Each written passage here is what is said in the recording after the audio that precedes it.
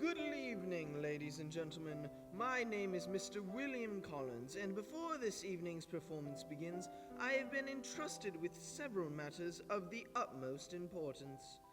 In the unlikely event of an emergency, please proceed calmly to the nearest exits located at the rear and sides of the auditorium. I must also request that all mobile devices be silenced. Indeed, I have even prepared several small compliments in advance for audience members whose conduct proves especially agreeable. However, should a phone ring during the performance, I should be quite mortified. Mortified! Let us now turn our attention to a truth universally acknowledged, that a single man in possession of a good fortune must be in want of a wife.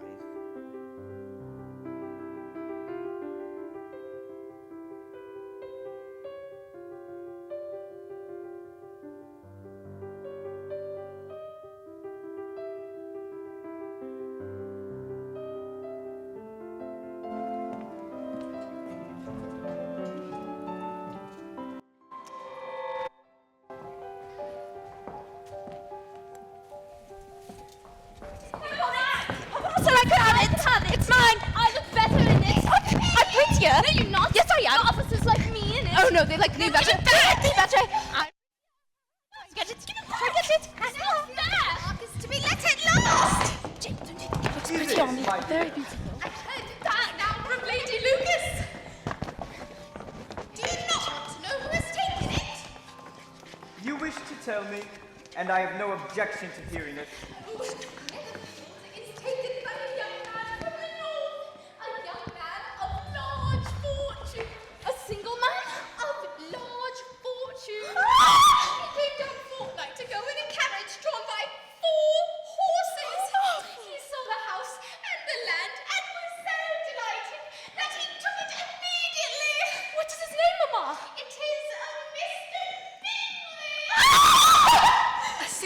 In possession of a good fortune. 4,000 or 5,000 a year at the least. What a fine thing for our girls. How so? How can it affect them? Mr. Bennet, you must know that I am thinking of his marrying one of them. Is Mr. Bingley aware of the fact that you consider him the rightful property of one of our daughters? Well then, Jane, you are the eldest and deserve the very first consideration. Do you consent to marry Mr. Bingley? I know nothing about him, Papa. The shortcomings of your life's partner will become apparent enough soon after the wedding ceremony. Sir William and Lady Lucas intend to call upon Mr. Bingley without delay. You must see him first. Think what an establishment it would be for Jane, or Lizzie, or Kitty, or Lydia, or even Mary. Though such pleasures are doubtless congenial with the generality of female minds, I much prefer the satisfaction of a substantial book. Oh. It will be impossible for us to visit him if you do not. I will send a few lines to you assuring Mr. Bingley of my hearty consent to him marrying whichever of my daughters he desires. Mr. Bennet! How can you use my poor nerves? You mistake me, my dear. I am a good friend of your poor nerves. I've been acquainted with them for the past 23 years. Girls, it pleases your father to take no notice of the fact that his father saw fit to entail the very roof over our heads in such a detestable way as to allow it to fall only to an heir of the male sex. We face certain and utter ruin unless at least one of you marries very well indeed. Be comforted, Mamma. Perhaps Lady Lucas will introduce us to Mr. Bingley. Lady Lucas, introduce us to Mr. Bingley. With her, Charlotte, to dispose of. Oh, child, you are too good for this world. Oh, I wish to hear no more on the subject. I am sick of Mr. Bingley. I am so very sorry to hear that. Had I known as much when I called upon Mr. Charles Bingley this morning, I would have neglected to mention the fact that you were all most eager to make his acquaintance at the Meryton Assembly Ball. You scoundrel! Gone to see Mr. Bingley and not saying a word about it till now. Is he handsome? Is he tall? I was certain you loved your girls. When shall we have Mr. Bingley to supper?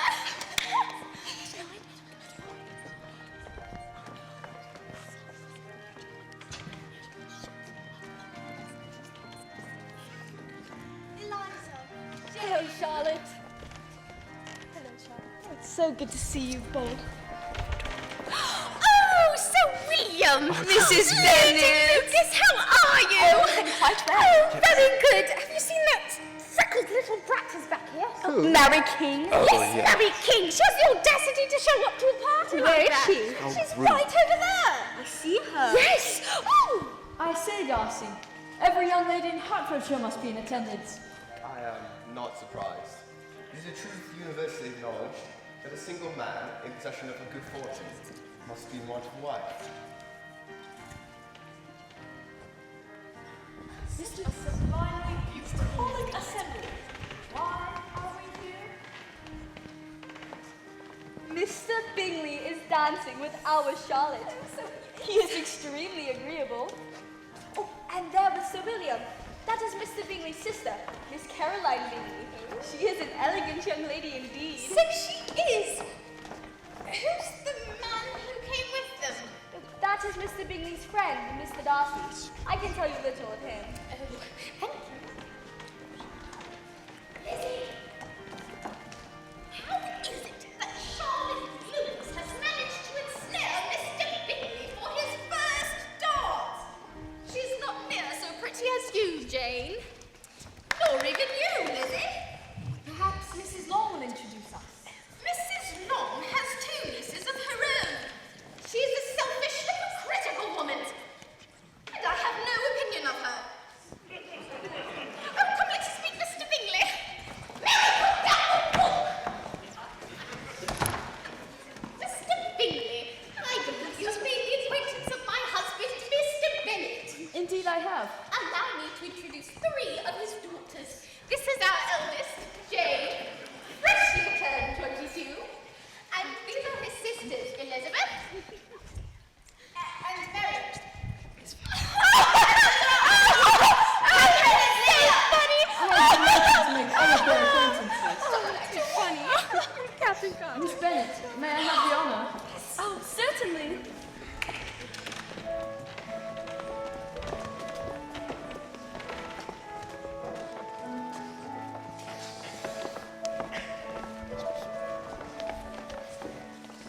Do you like Netherfield, Mrs. Darcy? It is only Mr. Bingley's opinion of Netherfield that is very important.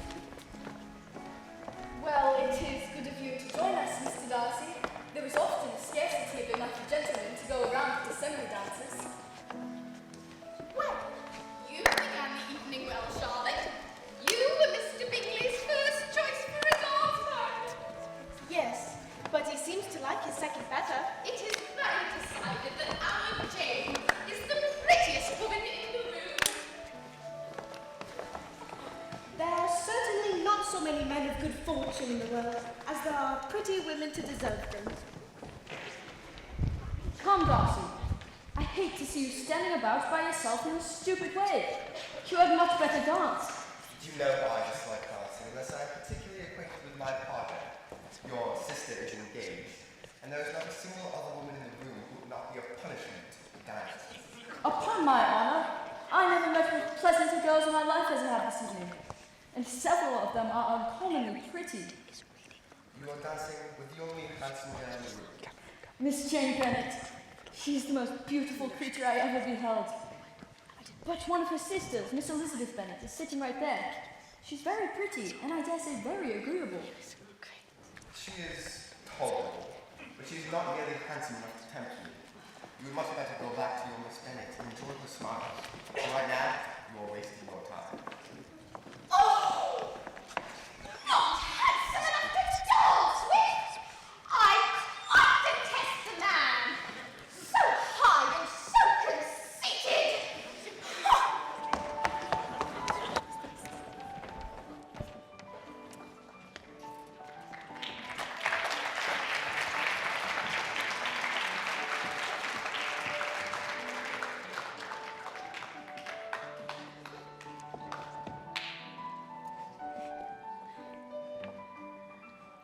Mr. Bingley is just what a young man ought to be. I never saw such happy manners. He is also handsome, which young man ought likewise to be if he possibly can.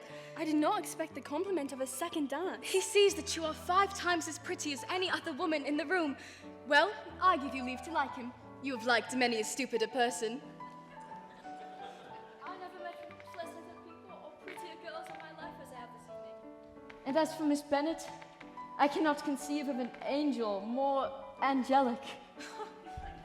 Well, what say you, Mr. Darcy? Have you ever met a room full of prettier or pleasanter people in your life? I found little beauty and no fashion in the assembly. I acknowledge that Miss Bennet is quite pretty, Charles. However, she smiles too much.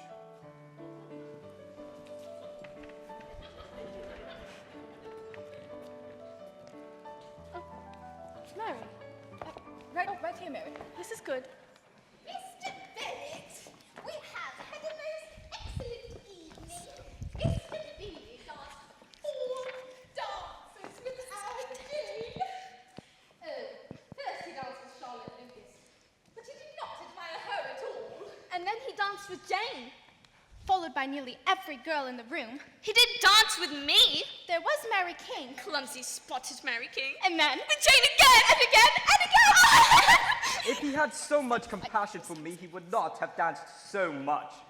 he would have danced with me, but I was otherwise engaged. With Captain Carter and Mr. Denny. Mr. Bingley is a charming man, and his sister was dressed most elegantly. I dare say the lace alone. Oh, no, my dear. The hour precludes me from hearing any description of a lady's finery. Very well. Mr. Bingley's friend, Mr. Darcy, was shockingly rude about our Lizzie. But I can assure you, Lizzie, you do not lose much by not suiting his fancy. Oh, if I can see but one of my daughters happily settled at Netherfield Park, and all the others equally as well married, I should have nothing to wish for. Mr. Bennet. Mr. Bennet?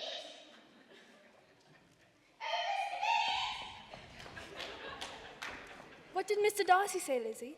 That you were the prettiest woman in the room. Now, when should the next opportunity for seeing Mr. Bingley be, do you think? The Lucases invited him to the party 2 weeks from now. Mr. Bingley, his sister, and Mr. Darcy.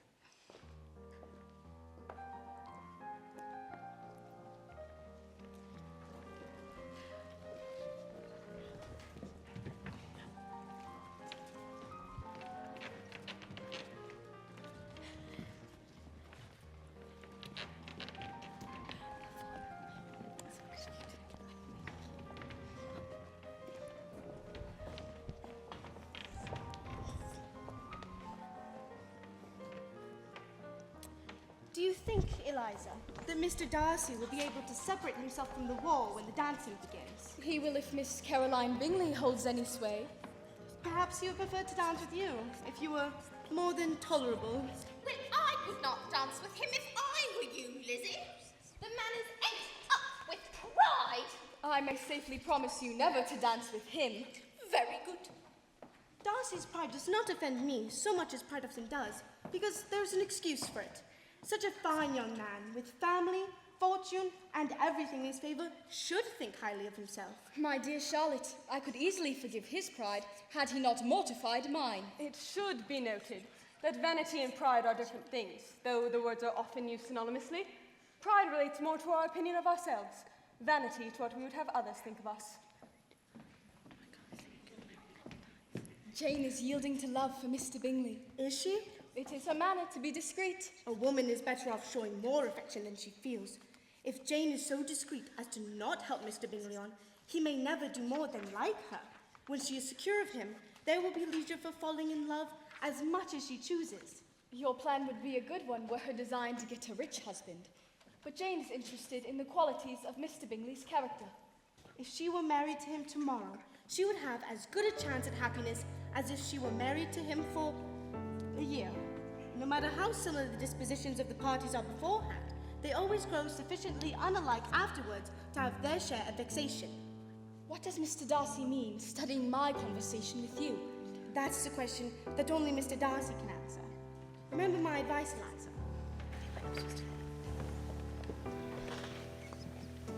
Are you enjoying the evening, Mr. Darcy? Well enough. Should I, do you think, attempt to tease Mr. Bingley into giving us a ball at Netherfield? If you wish, this subject always makes me energetic. You are severe on us, Mr. Darcy. I only meant that the dancing there might be more to your liking. If you will excuse me. Mr. Darcy, sir! Sir William. Do you know, I consider dancing as one of the first refinements of polished societies. I do not doubt that you're adept at the science yourself. I am not averse to it. Oh, delighted to hear it. Miss Eliza Bennet, my dear girl, you excel so much at the dance that it is cruel to deny me the happiness of seeing you. And Mr. Darcy, how can you refuse to dance when there is so much beauty in front of you? Sir, I entreat you not to suppose that I am moved to beg for a partner. Miss Bennet, I most respectfully request the honor of the next dance. Thank you, Mr. Darcy, but I'm sorry. I'm quite determined not to join in the dancing just yet. If you will please excuse me.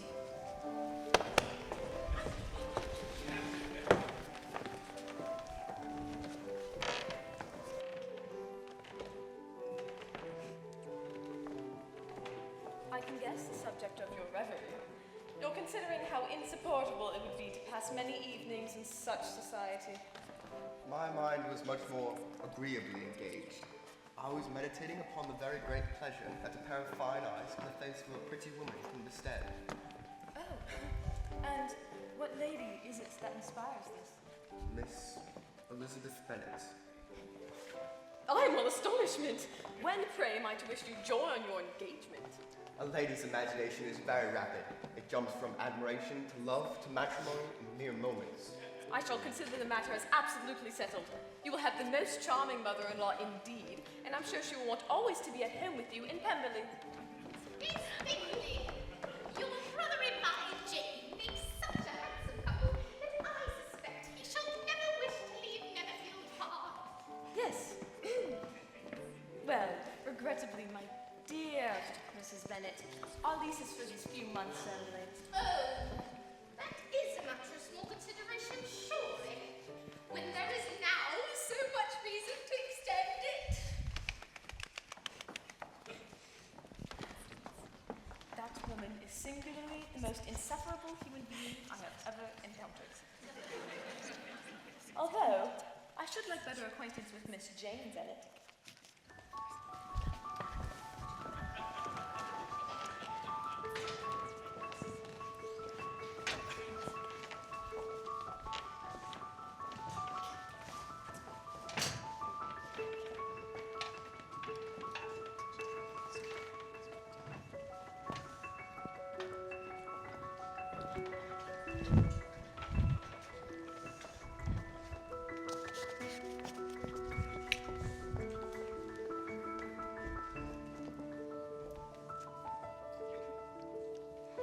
A letter from Netherfield. For Jane. It is from Miss Bingley. My dearest Jane, My brother Charles and Mr. Darcy are to be with the officers all day. If you're not so compassionate as to dine with me, I face the appalling prospect of being left to my own company. Come as soon as you can. Mr. Bingley not there? Oh, that is very unlucky. But still, you must go, Jane, and make what you can of it. Father, Miss Bingley has invited me to Netherfield. Can I have the carriage? Certainly. No, you would much better go on horseback. It is very likely to rain, and should it, you will be required to spend the night. Mother! Go all the way to Netherfield and not see Mr. Bingley.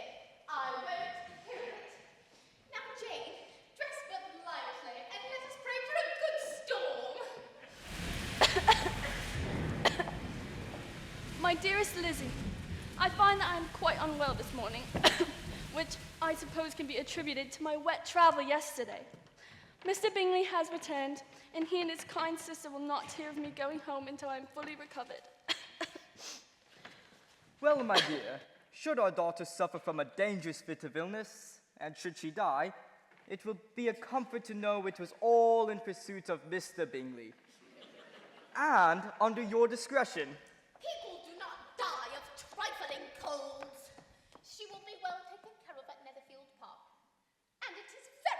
she should stay as long as she can. I must go to her. I'll prepare the horses as soon as they return from the field. No, I must go right away. How will you get there? By foot. Walk all the way to Netherfield, in all this mud. Cutting through the fields, it is a mere 3 miles.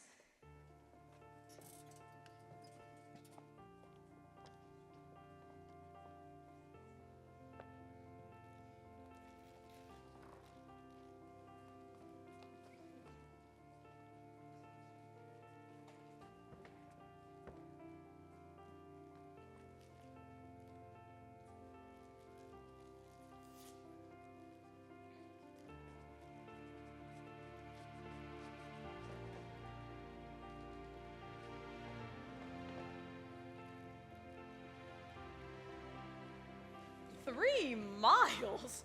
You walked all this way and in such dirty weather. How I admire the vigor of country life and the good folk who live in it." Miss Bennet, you are very welcome. My sister's letter created no small amount of concern. This ill turn of hers grieves us to the heart. Miss Bennet, I assure you that your sister's condition is not nearly so grave as to require you to walk all this way on foot and alone. It would have been quite impossible for me to stay away, Mr. Darcy.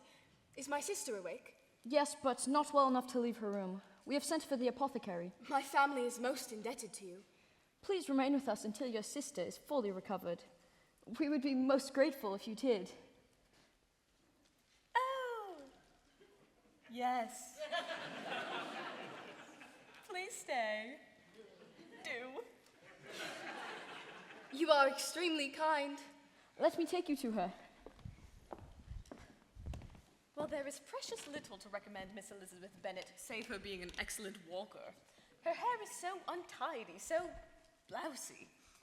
This adventure, Mr. Darcy, must well have dimmed your admiration of her fine eyes. Not at all. In fact, I found them quite brightened by the exercise. I thought Miss Elizabeth Bennet looked particularly charming, didn't you? Why, Charles, she looked nearly wild, walking 3, 4, or 20 miles in her petticoat, ankle deep in mud. Whatever could she mean by it? It shows an affection for her sister that is most pleasing. Miss Jane Bennet really is a very sweet girl. I wish with all my heart that she might be well settled. But with such a family and such low connections, I see little chance of it.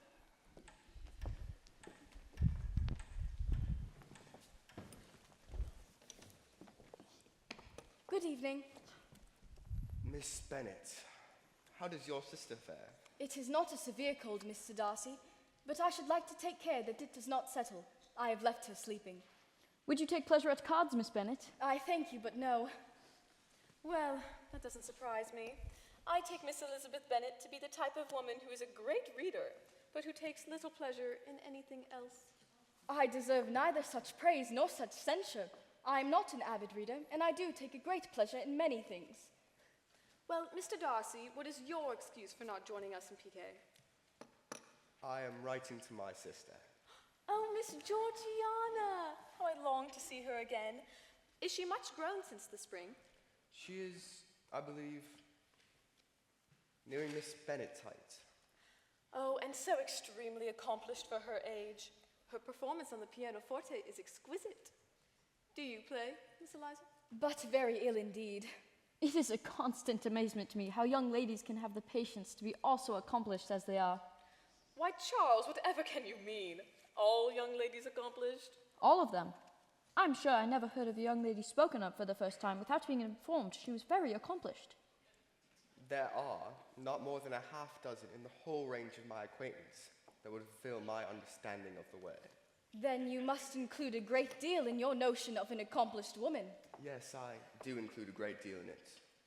No woman can truly be esteemed accomplished without a thorough knowledge of music, singing, drawing, dancing, and the modern languages. And above all, she ought to possess a certain something in her air, in her manner of walking, in the tone of her voice, in her etiquette and expressions. And, more substantially, in the improvement of her mind by extensive reading. I am no longer surprised at your knowing only 6 accomplished women. I rather now wonder at your knowing any. I assure you, Miss Bennet, that Darcy's pursuit of his own perfection is every bit as singular. That is a great loss to me, for I own that follies and nonsense, whims and inconsistencies do divert me, and I love to laugh at them whenever I can. But these human failings, I suppose, are precisely what Mr. Darcy is without. That is not possible for anyone, but it has been my aim to eliminate in myself those weaknesses that invite ridicule. Such as vanity, perhaps, and pride. Yes, vanity is a weakness, but pride, where there is true superiority of mind, pride will always be in good regulation. I have faults enough, Miss Bennet. My temper, I dare not vouch for. It could perhaps be called resentful. My good opinion, once lost, is lost forever. That is a failing indeed. I really cannot laugh at it. There is, I believe, in every disposition, a tendency towards some particular defect, which not even the best education can overcome. And your defect is to hate everybody. And yours is to willfully misunderstand them. Well, yes, do let us have some music. If possible, something a touch lighter than the conversation. Miss Eliza, could we prevail upon you to play us a reel? Or perhaps a jig? I must see to my sister. Mr. Bingley, should Jane not be decidedly improved in the morning, I think it best that my mother come and form her own judgment of the situation. Yes, of course. Very wise indeed. I should like to pass the evening in my sister's room, should she want for anything. I'll see that you have everything you need. Miss Bingley, Mr. Darcy. If I dare mention so delicate a subject, should those bright eyes result in the desirable event of your marriage, endeavor to check in your lady that little something bordering on conceit and impertinence. Meanwhile, let us pray for her sister's swift recovery, if only to escape the company of Mrs. Bennet.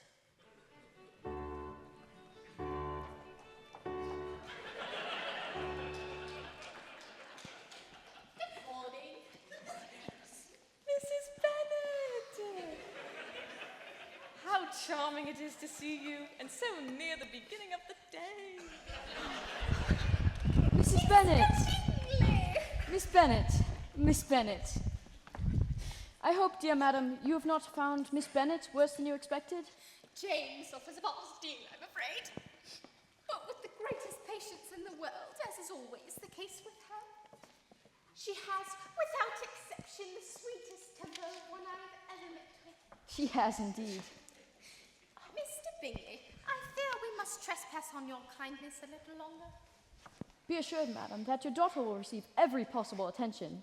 Well, you do have fine rooms here at Netherfield.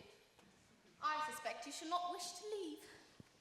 I must say that at present, I find myself quite fixed here. Yes, I find myself quite in love with the country. I believe Darcy shares my view of the matter. In actuality, I find the country neighborhoods to offer a very confined and unvarying view of society. Confined, you say? And unvarying? Mamma, Mr. Darcy on No. the... I can assure you, sir, there is every bit as much variance going on in Hertfordshire as there is in the town. Mamma, has Charlotte Lucas been to Longbourn since I went away? Oh, yes. She called yesterday with her father. What an agreeable man Sir William is. So genteel and easy. Always something to say to everybody. That is my idea of good breeding. But those persons who fancy themselves very important and never open their mouths quite mistake the matter. Mr. Bingley, did you not promise to give a ball here at Netherfield? It would be the most scandalous thing in the world if you did not keep your word. I am perfectly ready, dear young lady, to keep my word. And when your sister is fully recovered, if you please, you shall name the very day of the Netherfield ball. Oh, no, there's a fair pledge. That is what can only be called the behaviour of a fine gentleman. And Mr. Bingley, you shall not escape dining with us at Longbourn once Jane has returned to us.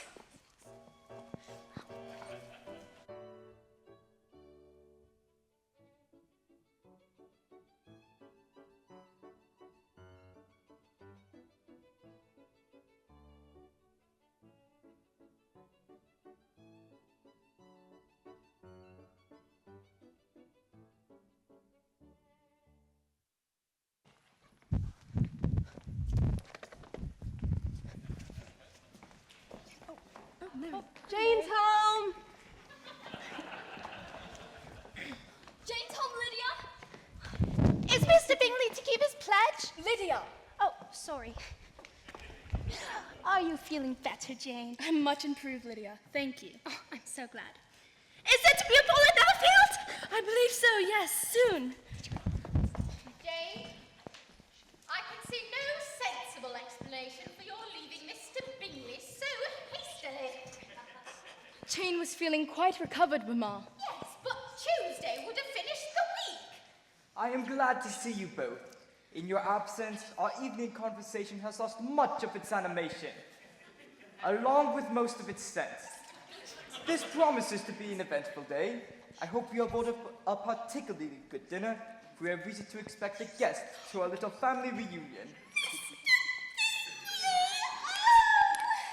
Oh, not a good fish to be got today. It is on Mr. Collins, a person whom I have never seen before in the course of my life, and when I am dead, may turn you all out of this house as soon as he pleases. Oh, it is the wickedest thing in the world that this estate should be entailed away from your own children.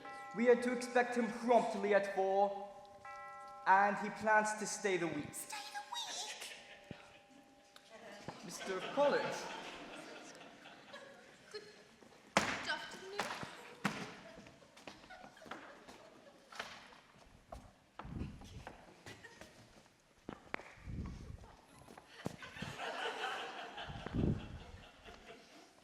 Is he quite strange?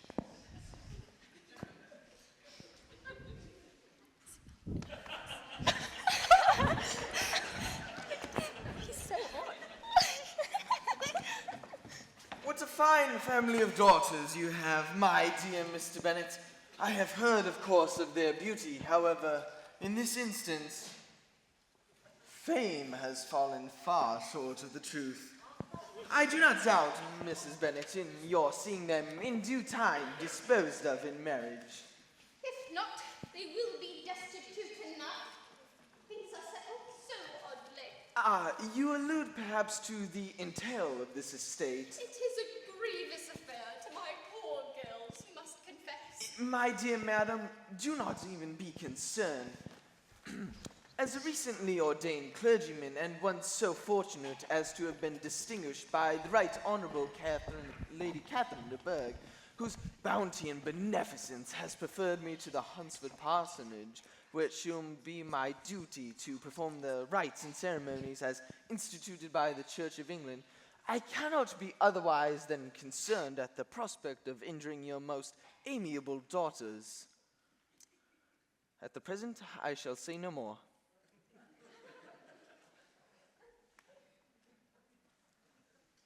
A handsome piece, and rather rare, I believe.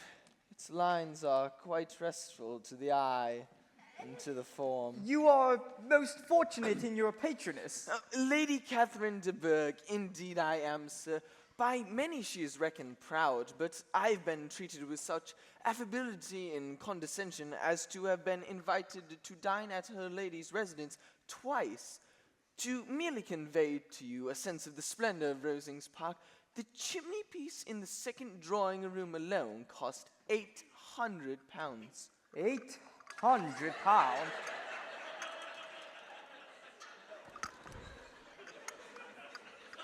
And no more than a lane separates Rosings Park from the plot of land which stands my humble abode. The mere width of a lane. May I ask, Mr. Collins, is Lady Catherine de Bourgh blessed with any sons?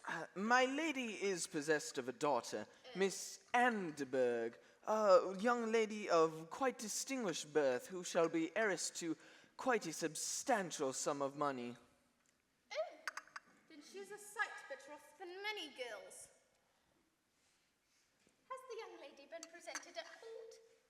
Unfortunately, due to Miss Anne's indifferent state of health, that has prevented her from appearing at court, which, as I told Lady Catherine myself, she has deprived the British court of one of its brightest ornaments. You can imagine how I am always eager to offer those little delicate compliments that are always acceptable to ladies. May I ask, whether these pleasing attentions proceed from the impulse of the moment or are the result of previous study. I sometimes amuse myself with composing such little delicate compliments as may be adapted to ordinary occasions. However, I do wish to deliver them with as unstudied an air as possible. You must tell us more of your society over supper, Mr. Collins. I trust that your travels have given you a substantial appetite. Indeed, a substantial appetite. Ladies? We're serving fish.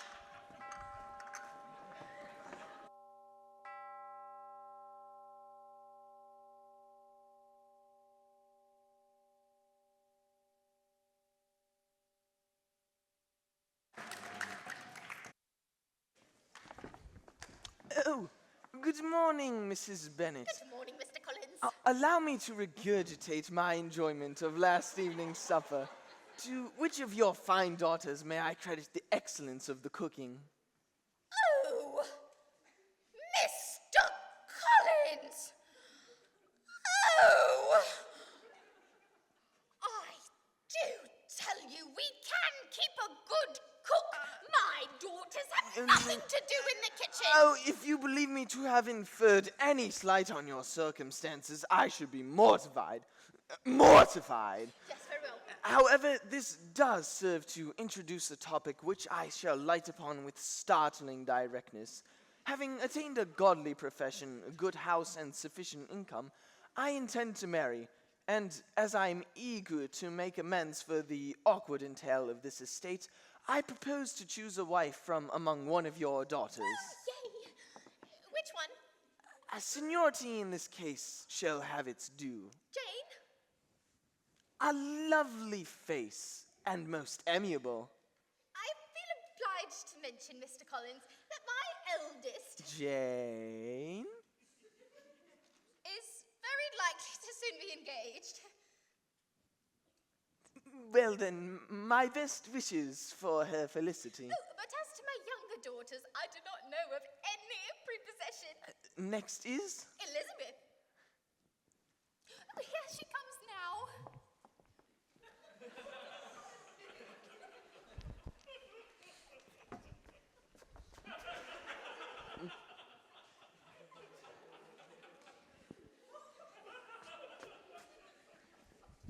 Quite right.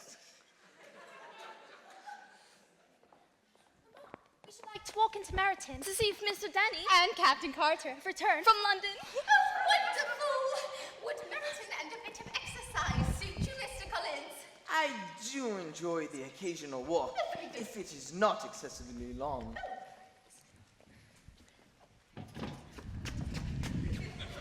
Miss Elizabeth, would you grant me the distinction of walking into town with me? Of course, Mr. Collins.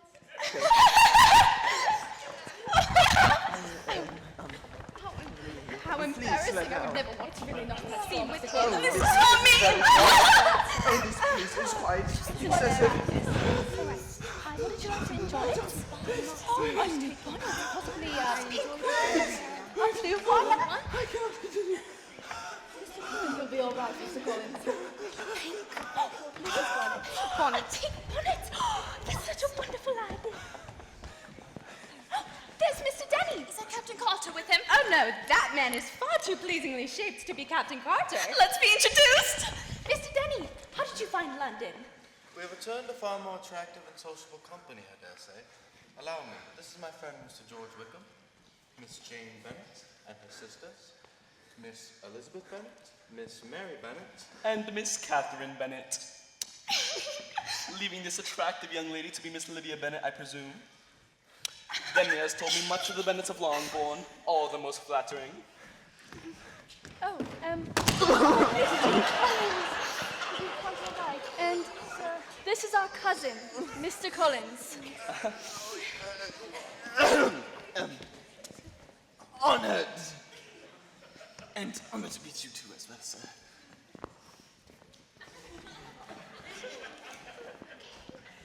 Will you be in Meryton long, Mr. Wickham? Several months, I am pleased to say. I've just accepted a new commission at the Hertfordshire Regiment. where he shall outshine us all, I'm sure. I hope we shall enjoy seeing you often, Mr. Wickham. The prospect of good society and pleasurable company is enjoyable indeed, Miss Bennet. Miss Bennet, how very fortunate. Darcy and I were just about to go to Longbourn to inquire after your health, weren't we? Oh, sorry. He was with me just now. Should you be out and about so soon? Oh, I'm much improved, truly. Yes. I say, are you up to a brief walk about the town? I should be very happy for your company. Well, of course. I promise to surrender her soon. Mr. Wickham, how's your eye for bonnets? Unpracticed, sad to say. I'll join you presently.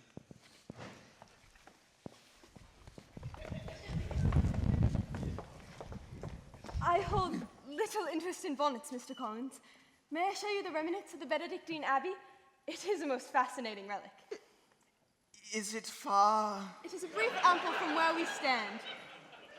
The ruins are most revealing. Well then, Miss Bennet?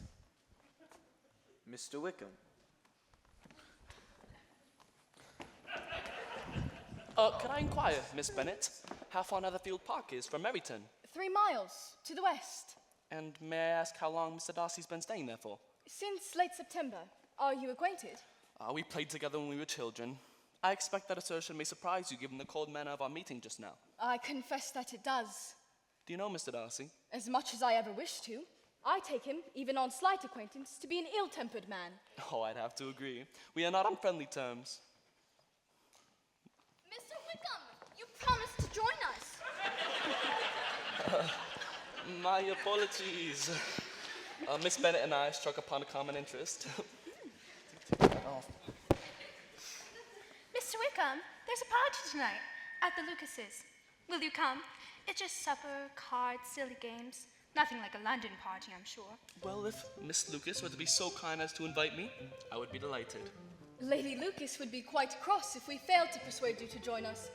And I should be quite disappointed not to continue our conversation.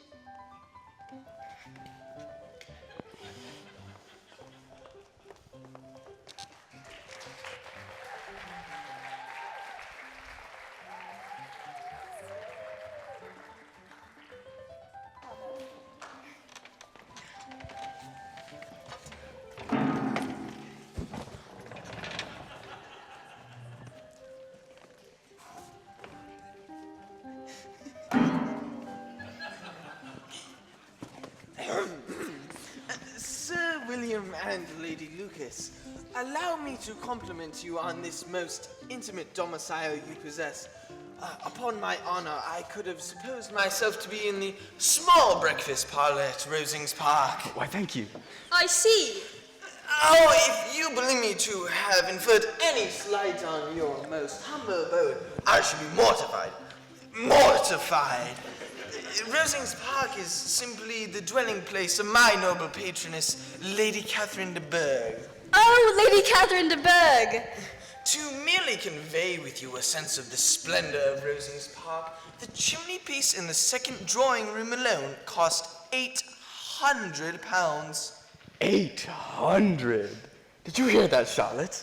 My daughter is fond of a good place. Miss Lucas? Mr. Collins.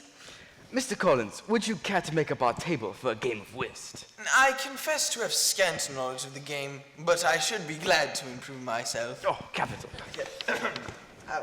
Miss Bennet. Mr. Wickham, I hope our modest gathering has not given you cause for despair. Oh, quite the contrary. I have every cause for cheer. How so? Pleasant society and good employment I own are necessary to me. I was never intended for the military life. Had it pleased the gentleman we spoke of earlier, I might now have been in possession of a parish. You contemplated a life in the church, Mr. Wickham. I had every expectation of that good living. The late Mr. Darcy was my godfather. He meant to amply provide for me and thought he had done so. Why was his bequest not honored? It is not an easy subject. Mr. Darcy and I grew up together in Pemberley. We are boyhood friends and, I dare say, thought of as brothers. My father devoted himself entirely to the affairs of the Darcy estate. And when he died, the late Mr. Darcy looked after me as though I was his own child. Yet later, when that good man passed away, I found myself without my bequest. How is that possible? Well, there were such informalities in the terms of the will that it left me no hope from the law. and for reasons that Mr. Darcy has chosen to keep private, he chose to look upon his father's wishes as a mere recommendation. But what could have been his motive? Jealousy? Had the late Mr. Darcy liked me less, his son may have borne me better. This is shocking. He deserves to be publicly disgraced. And perhaps he will be, but not by me. Out of respect for his kind father, I shall never discredit the son. I had not thought Mr. Darcy so bad as this. Such malicious spite. Can such abominable pride have ever done him good? Oh, he is very able to pretend otherwise. He's seen as generous, assisting his tenants and even relieving the poor. He will never appear to disgrace the good family name. I am shocked at his intimacy with Mr. Bingley. Do you know him? Not at all. He is a sweet-tempered, amiable man. He cannot know what Mr. Darcy truly is. Miss Bennet, I've tyrannized your entire evening with the drama of my own personal misfortunes. You must think my manners atrocious and hope to avoid me forevermore. You are wrong on both counts, Mr. Wickham. I hope to have the pleasure of seeing you, with the other officers, at the ball Mr. Bingley is planning at Netherfield.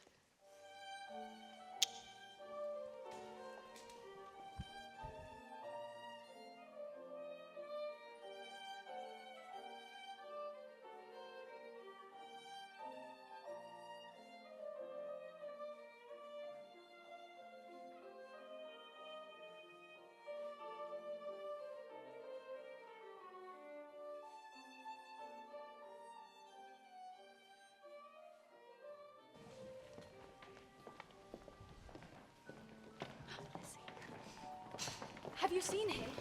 Lydia told me that Mr. Denny told her that Mr. Wickham was suddenly called to London. The only good consequence of Mr. Wickham having business in town is that the poor man is spared the very sight of Mr. Darcy. It is difficult indeed, distressing to think that Mr. Darcy would treat Mr. Wickham so disgracefully. Can his most intimate friends be so deceived in him? There was truth in Mr. Wickham's looks. You find in Mr. Wickham the same amiable nature that I find in Mr. Bingley! Miss Bennet! Miss Bennet! We are honored you have come. Would you join me, Miss Bennet, in the first of several dances? Why, of course.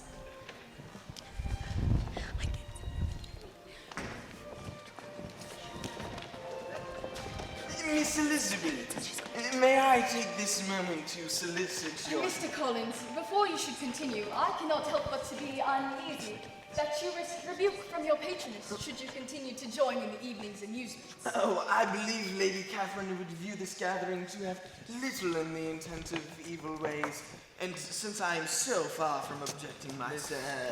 Bennet, Mr. Darcy? I trust you have been well. Quite well, Mr. Darcy. Miss Bennet, I request the honour of this dance. Oh, well... Of course, Mr. Darcy.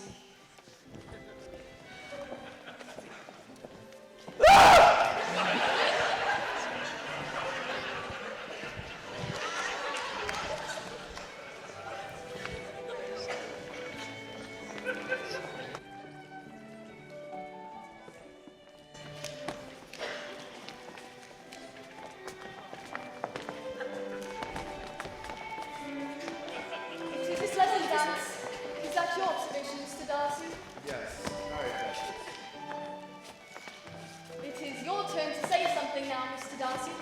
I remarked upon the dance, and now you ought to make some kind of comment upon the size of the room, or the number of couples. Are there rules then for conversation while dancing?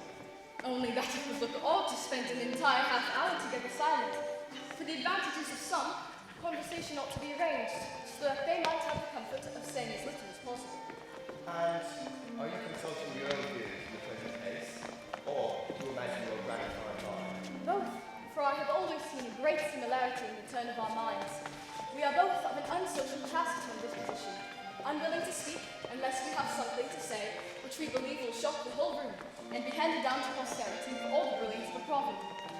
This is not a picture of your own hair dye, I'm sure. However closely it resembles mine, I cannot pretend to say. You think it's a faithful portrait undoubtedly. I must not decide on my own performance.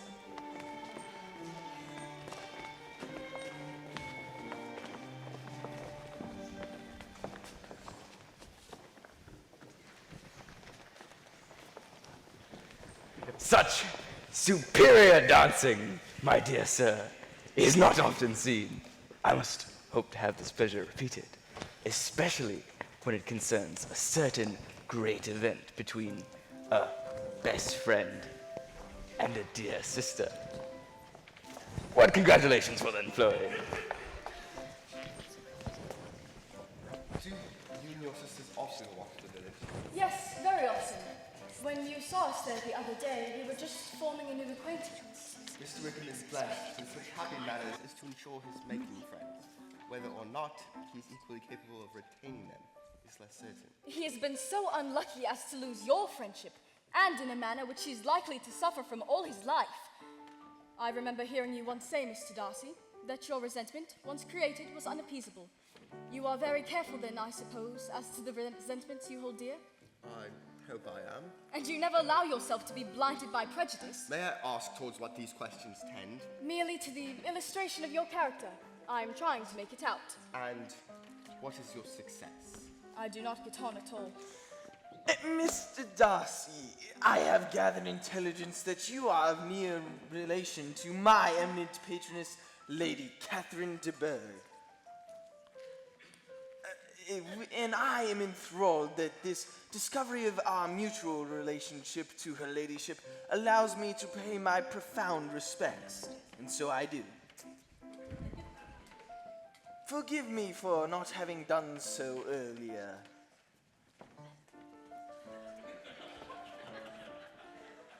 A fine gentleman. I believe I have been well received.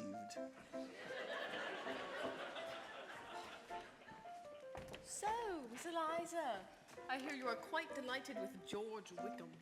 On slight acquaintance, I find him to be an agreeable gentleman. Well, let me recommend to you, as a friend, of course, not to give implicit confidence to all his assertions. As to Mr. Darcy using him ill, it is perfectly false. On the contrary, it is George Wickham who has treated Mr. Darcy in the most infamous manner. I do not know the particulars, but I know very well that Mr. Darcy is not in the least to blame. I have not a doubt of your sincerity, Miss Bingley, but I prefer to make my own judgments in the matter. I beg your pardon. It was kindly meant. You have delighted us long enough, my dear. Please, leave some time for the other girls to exhibit.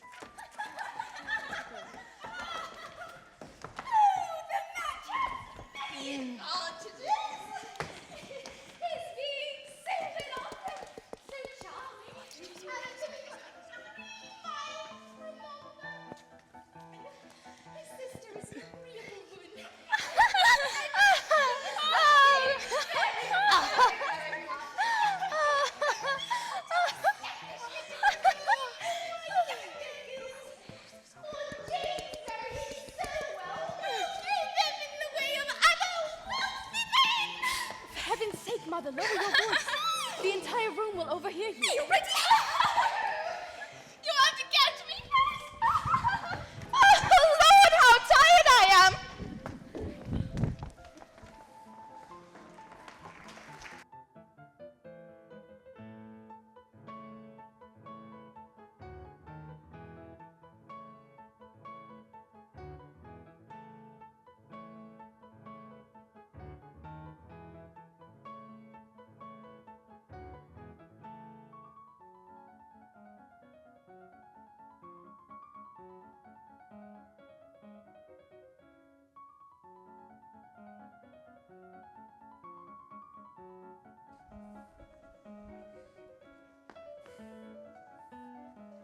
Oh, good morning, Mrs. Bennet. Good morning, Mr. Collins.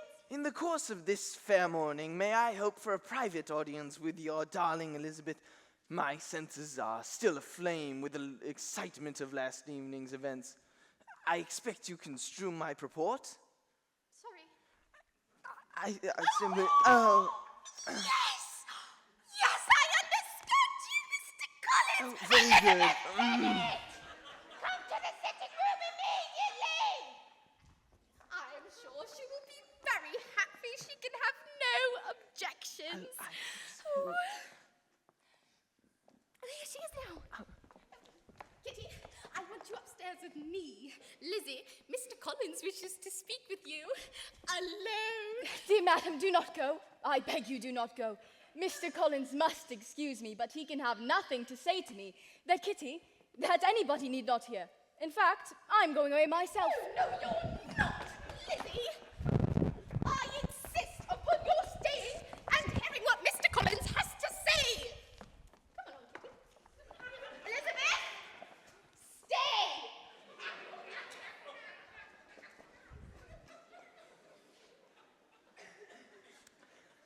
Believe me, my dear Miss Elizabeth, when I say that your modesty adds to all of your other perfections. However, I believe my attentions have been too marked to have been mistaken, for as soon as I walked into this fine household, I singled you out to be the companion of my future life. Mr. Collins. But perhaps before I am run away by my feelings on the matter, it would be advisable for me to state my reasons for marrying. That is not at all. First, that I think it's a right thing for every clergyman to set the example of matrimony among his parish. And secondly, that I'm convinced it will add greatly to my happiness. And third, which perhaps I ought to have mentioned earlier, is that it is the particular recommendation of the noblewoman I have the honor of calling my patroness, Lady Catherine de Bourgh. Mr. Collins, really, It is time that you marry. Choose properly. Choose an active, useful sort of person. Find such a woman and bring her to Hunsford, where I shall visit her. If I may. One moment. It remains for me to enunciate why my energies are directed towards your person. As I'm to inherit this estate after the death of your honored father, I could not satisfy myself without having chosen a wife from one of his daughters, so that the loss to them might be as little as possible after the melancholy demise takes place, which, I may hasten to add, may not be for another several years. That is most generous of you. I could not be otherwise. To fortune, I am perfectly indifferent, and since I am aware that it could not be complied with, on that head I shall make no demand on your father. And now, Miss Elizabeth, nothing remains but for me to assure you in the most animated language of the violence of my affections. Sir, you are too hasty. You forget I have made no response. Let me do so now. Accept my thanks for the compliment that you are paying me, but it is impossible for me to accept your proposal. I understand. I thank you for that. But I am in no way discouraged, as I believe it commonplace among young ladies to reject the proposals of a man that they secretly intend to keep. I assure you that I am not one of those ladies. You could not make me happy, and I'm convinced that I'm the last woman in the world who could make you so. Well, I simply cannot imagine how my hand is unworthy of your acceptance. I therefore conclude that you are not serious in your rejection, and I choose to increase my love by suspense, as is the practice among elegant females. If what I have said to you can appear to you as encouragement, I know not how to express my refusal in such a way that might convince you of its being one. My feelings in every respect forbid an alliance with you. I cannot speak more plainly.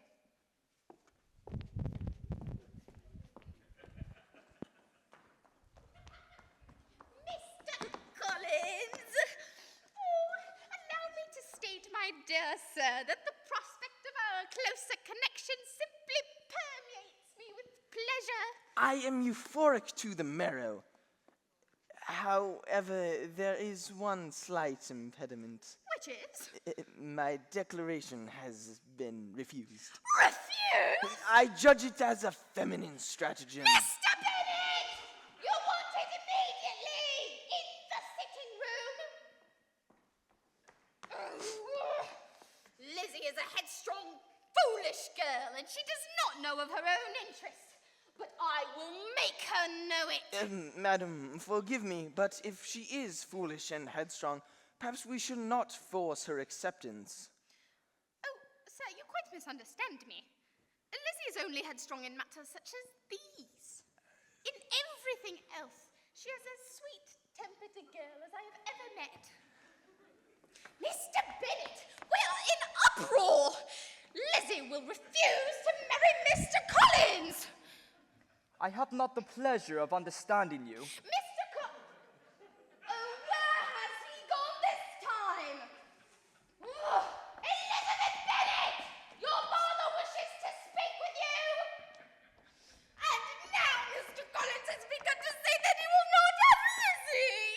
And pray, what am I to do on the occasion? Insist upon Lizzie marrying Mr. Collins!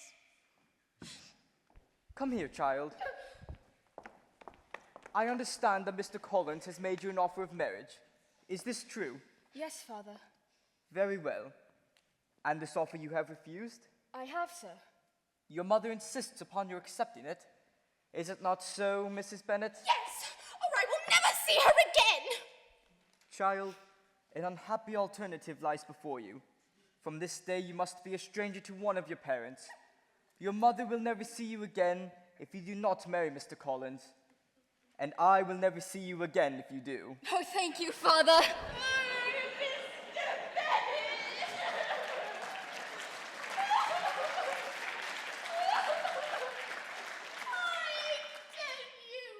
I'll be at my desk while you ponder your decision.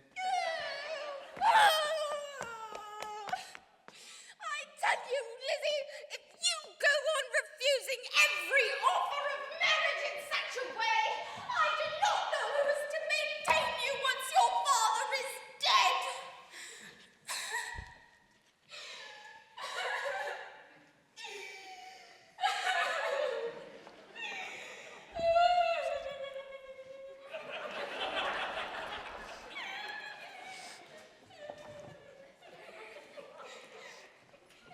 Mr. Collins ever going to show up again?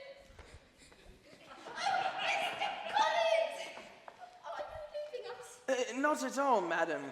My visit was to be until Saturday, and until Saturday I intend to stay. Very good. I have been solicited to dine with Sir William and Lady Lucas, and Miss Charlotte Lucas has been expressing a distinct taste for Fordyce's sermons, in which I have the complete sum of them here, and she wishes to peruse them under my tutelage.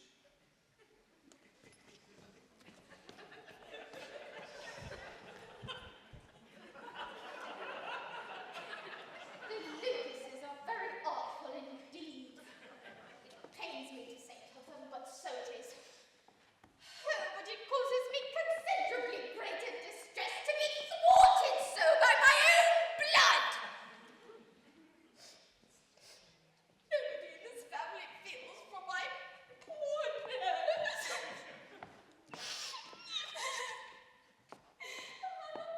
But it is always so. Those who never complain are never pitied. I take it you refuse, Mr. Collins. I'm afraid that our dear mother's best hopes for one of her daughters must remain with you. Jane, what is it? This has just arrived from Caroline Bingley. She tells me that they would have all left Netherfield by now with no intention of returning. But why? Mr. Darcy's eager to see his sister. And I dare say my brother is scarcely less eager to meet her again. Charles admires Miss Georgiana Darcy so very much, and now will have the frequent opportunity to meet her on the most intimate of footing. Mr. Darcy, and indeed all her connections, desire the relation as much as ours. Am I wrong, my dearest Jane, in indulging the hope of an event that will secure the happiness of so many? Oh, Jane, I think Miss Caroline Bingley sees all too plainly that her brother adores you, intends to propose to you, and she wants him to marry Georgiana Darcy. Surely a sister wishes only for her brother's happiness. Miss Bingley may wish for many things besides Charles's happiness. And can there be a doubt that she schemes to indulge a hope and plans to form her own alliance with Mr. Darcy? Rather than to suppose such selfish motives, I much prefer to take it in the best light. There has been an error of fancy on my side, and that has done no harm to anyone but myself.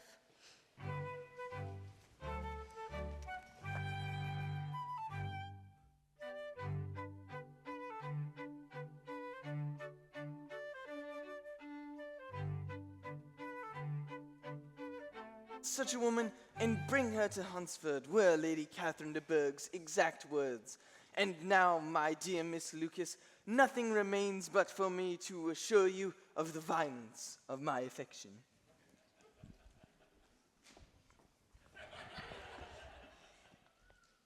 I know your feelings about Mr. Collins, Eliza, but I'm not a romantic. I never was. I bring but small fortune to a marriage, and I possess unexceptional beauty. I'm convinced that my chance of happiness with Mr. Collins is as much as most women can expect upon entering the marriage state. I hope you will be satisfied with what I have decided and find it in your hearts to come to see us at Hunsford Parsonage. I should be heartbroken if this business posed risk to our friendship. Of course I'll visit you, Charlotte. Thank you.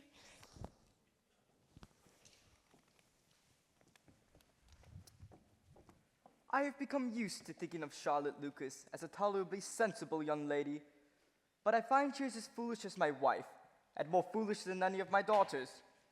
And Mr. Bingley, packed up and gone. When is it your turn to be crossed in love, Lizzie? Perhaps Mr. Wickham is your man. He is here quite often.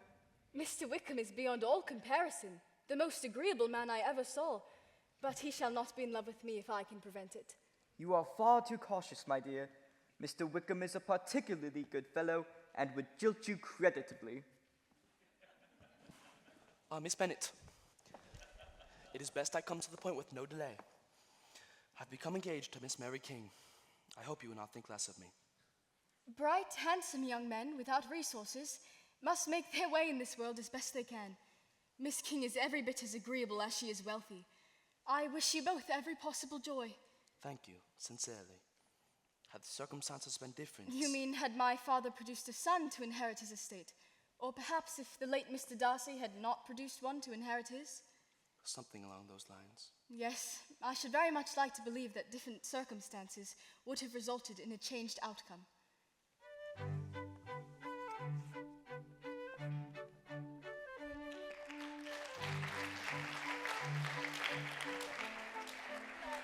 Charlotte. You came.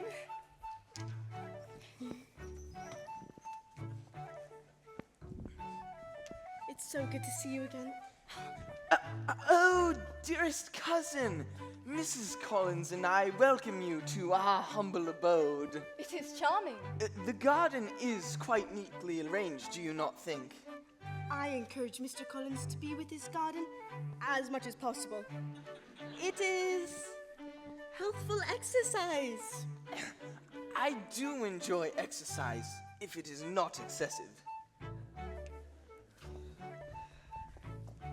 How is your family?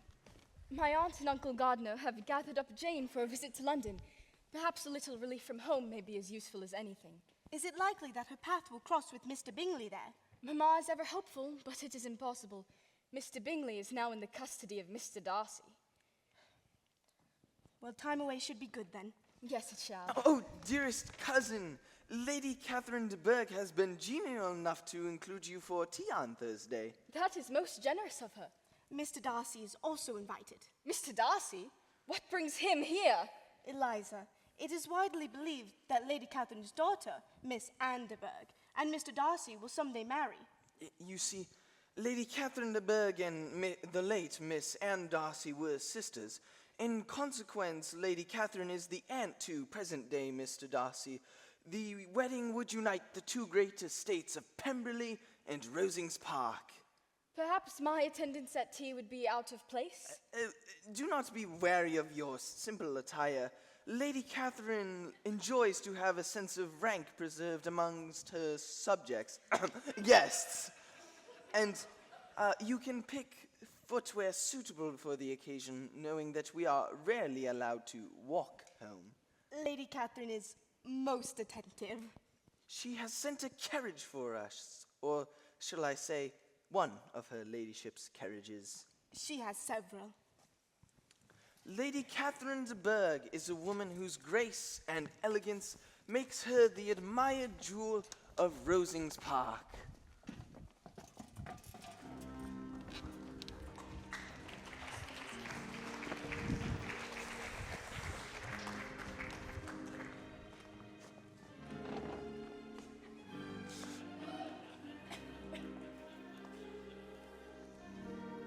Miss Elizabeth Bennet, I presume, from Hertfordshire? I am. May I present my daughter, Miss Anne de Bourgh? Miss de Bourgh. I gather you are acquainted with my nephew, Mr. Darcy. Miss Bennet, I had not looked for this pleasure.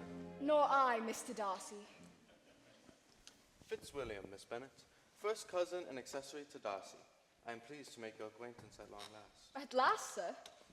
I've heard a great deal about you, all of it favorable. You could not have heard as much from Mr. Darcy. He is quite expert at recognizing my many shortcomings. Your childhood friend appears a modest, genteel sort of girl, Mrs. Collins. Your father's estate is entailed upon Mr. Collins, I think. Oh, yes, my lady, that is For correct. your sake, I am pleased, of course. But the entailment of estates upon the female line was not thought necessary in Sir Louis de Bourgh's family. I'm happy to say that my Anne remains the sole and undisputed heir to Rosings Park, should she survive me. Do you play and sing, Miss Bennet? Not well, I'm afraid. Some time or other we should be happy to hear you and judge for ourselves. There are few people in England with more true enjoyment for music than myself, or a better natural taste. Had I ever learnt, I should have been a great proficient. You are welcome to come to Rosings Park every day and practice on the pianoforte.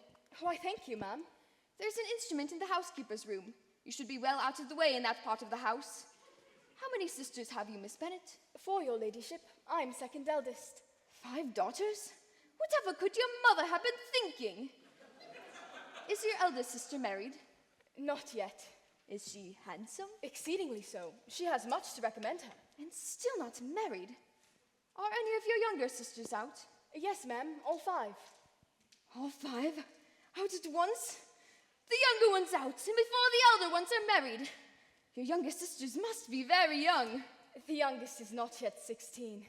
Not yet 16? Perhaps she is very young to be in much company, but really, ma'am, it would be very hard upon my younger sisters to miss their share of society's amusements, simply because their elder sisters have not had the inclination or good fortune to marry early.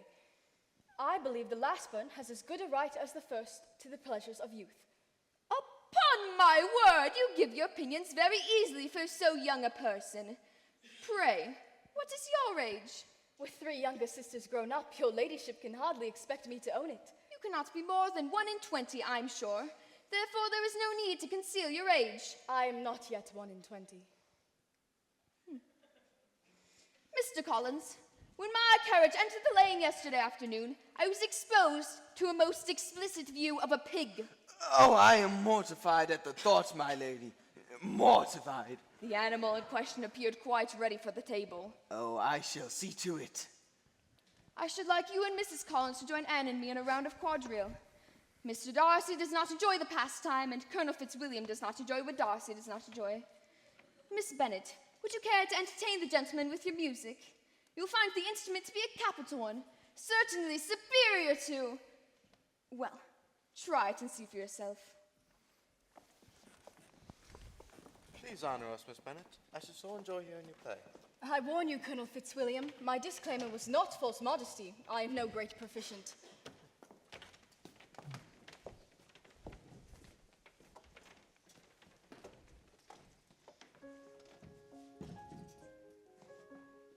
Do you mean to frighten me, Mr. Darcy, into exhibiting even less skill than I possess? It will not work, you know. My courage rises at your every attempt to intimidate me. You cannot really credit me with any power to alarm you. I've observed on several occasions now the delight you take in provocation. I am particularly unlucky, Colonel Fitzwilliam, to have met with someone so able to expose my real character, and in a part of the world where I had hoped to maintain a degree of credit. Is that not ungenerous of Mr. Darcy? Very ungenerous. In politic, too, it provokes me to say something of his behavior in Hertfordshire as may shock his relations.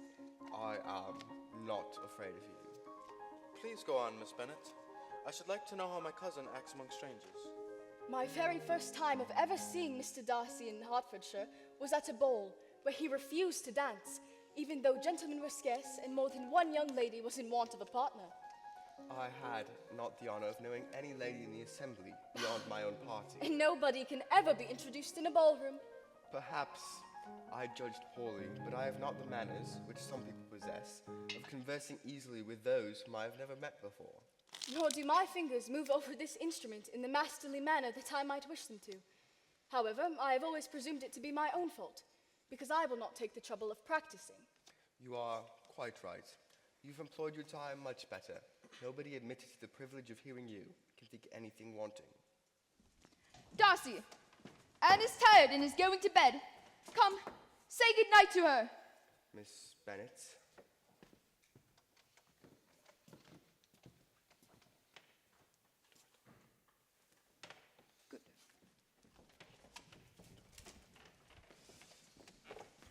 Mr. Darcy tells me you're famously fond of walking. I should so enjoy your company on a tour of the park. As would I yours, Colonel Fitzwilliam.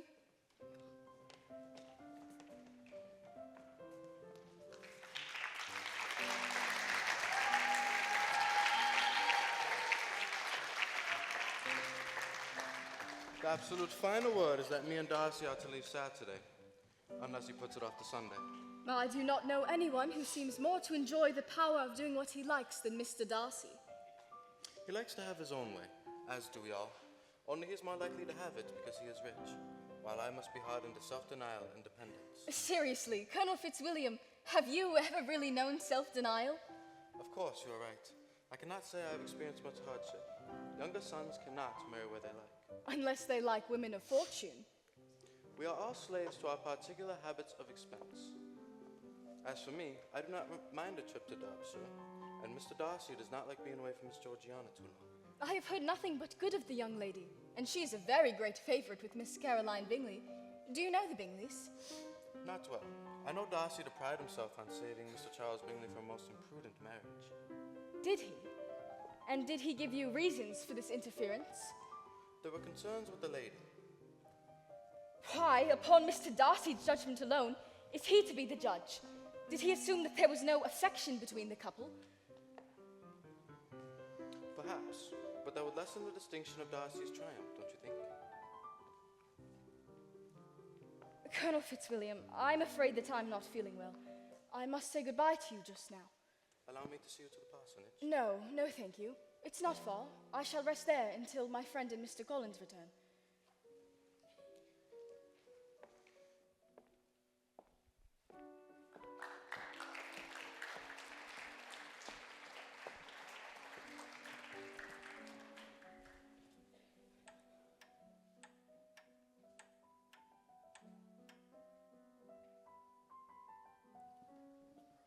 Miss Bennet. Oh, Fitzwilliam told me. I hope, Miss Bennet, you are feeling better. yes, somewhat. Thank you, Mr. Darcy, for your concern.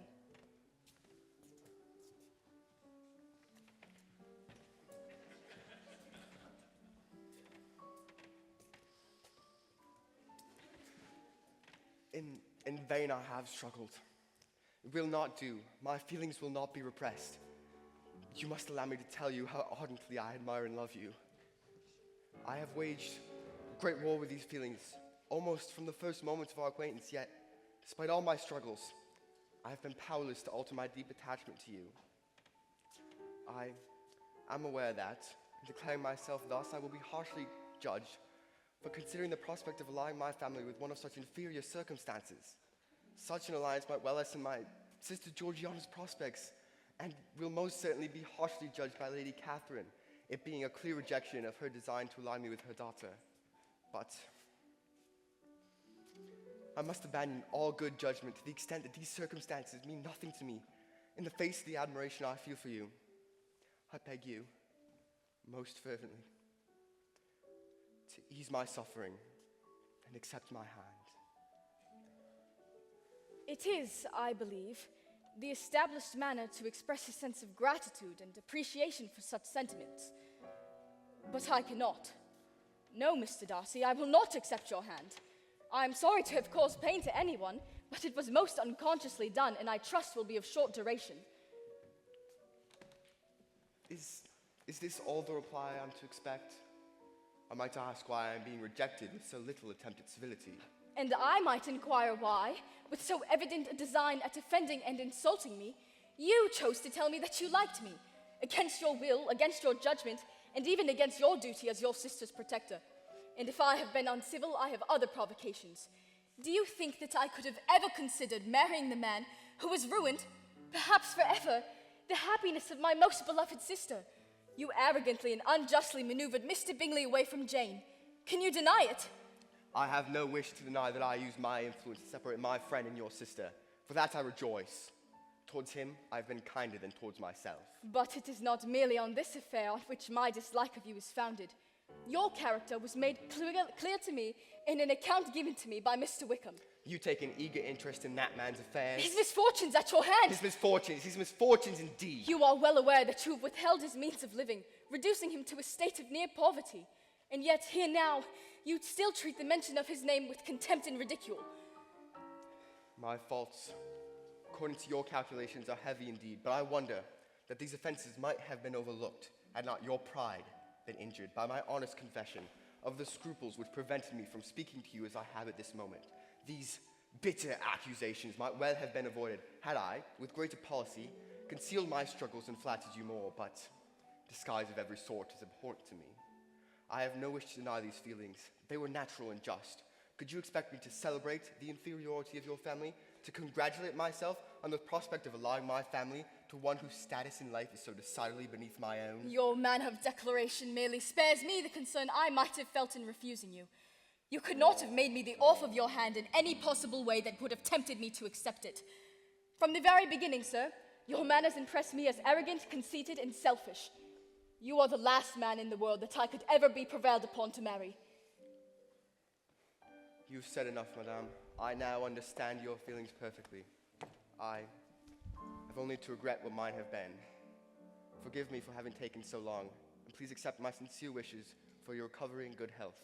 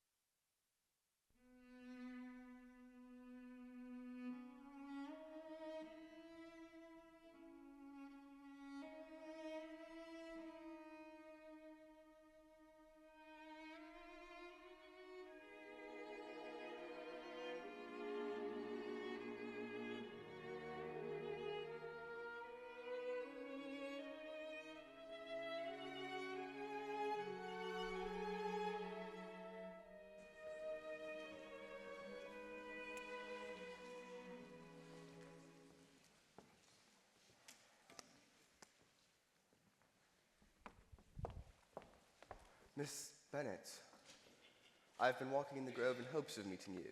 Might I have a moment of conversation? Be assured that you are safe from any offers which would be sure to embarrass the both of us. The entire episode of last night cannot be too soon forgotten, but you've laid some serious charges at my feet that cannot go unanswered. Miss Jane Bennet is the most beautiful creature I ever beheld. Regarding Mr. Bingley and your sister is a charming young woman, and I felt it inevitable that my friend should have preferred her over any in Hertfordshire. I felt no great concern until the occasion of my having the honor of dancing with the military was Sir William Lucas made it clear that Bingley's attentions to your sister had given rise to a general consensus of their marriage. What congratulations will then flow in?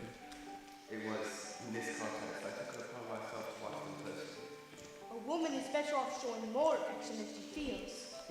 While I observed your sister to be agreeably cheerful and engaging, to my view, she did not return Mr. Bingley's sentiments with equal participation. If Jane is so discreet as to not help Mr. Bingley on, he may never do more than like her. Jane's affections for Mr. Bingley equaled his for her in every manner. Yes, and I could have put aside the inferiority of your mother's family, as I was willing to do in my own case only yesterday. Think what a promising thing this would be for my younger girls. For Jane's marrying so well will throw them in the way of other wealthy men. But much harder for me to disregard was the complete want of propriety and lack of social grace portrayed by not only your mother, but also your sisters, and, upon occasion, your father. I considered myself to be in service of a friend, and hoped to prevent a marriage which would be certain to bring considerable trials. I see. May we now move to the more weighty accusation of my having injured Mr. Wickham. My father's affection and loyalty to the Darcy estate led him to dedicate himself exclusively to their affairs. My father was grateful for the late Mr. Wickham's service to our family, and it was his intention to provide a legacy of £1,000 for Wickham to pursue a calling inside the church.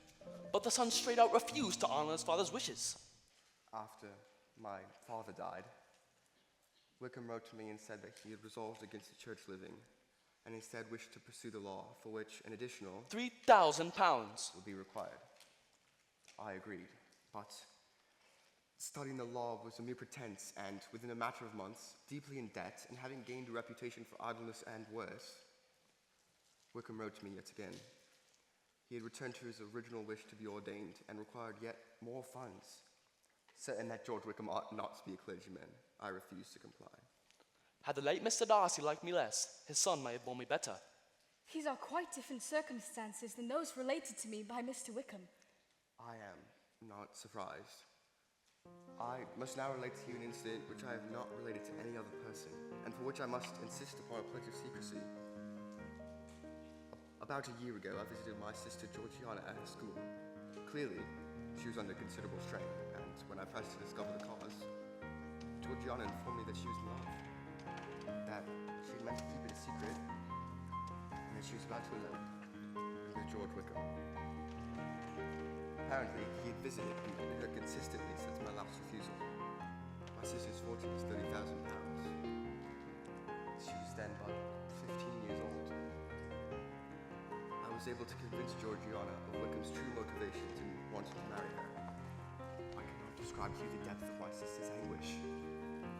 I do not believe she is yet fully recovered. The next I was to hear or see of George Wickham was in your company. This letter contains everything I've just told you in detail. I shall not intrude upon you again. God bless you.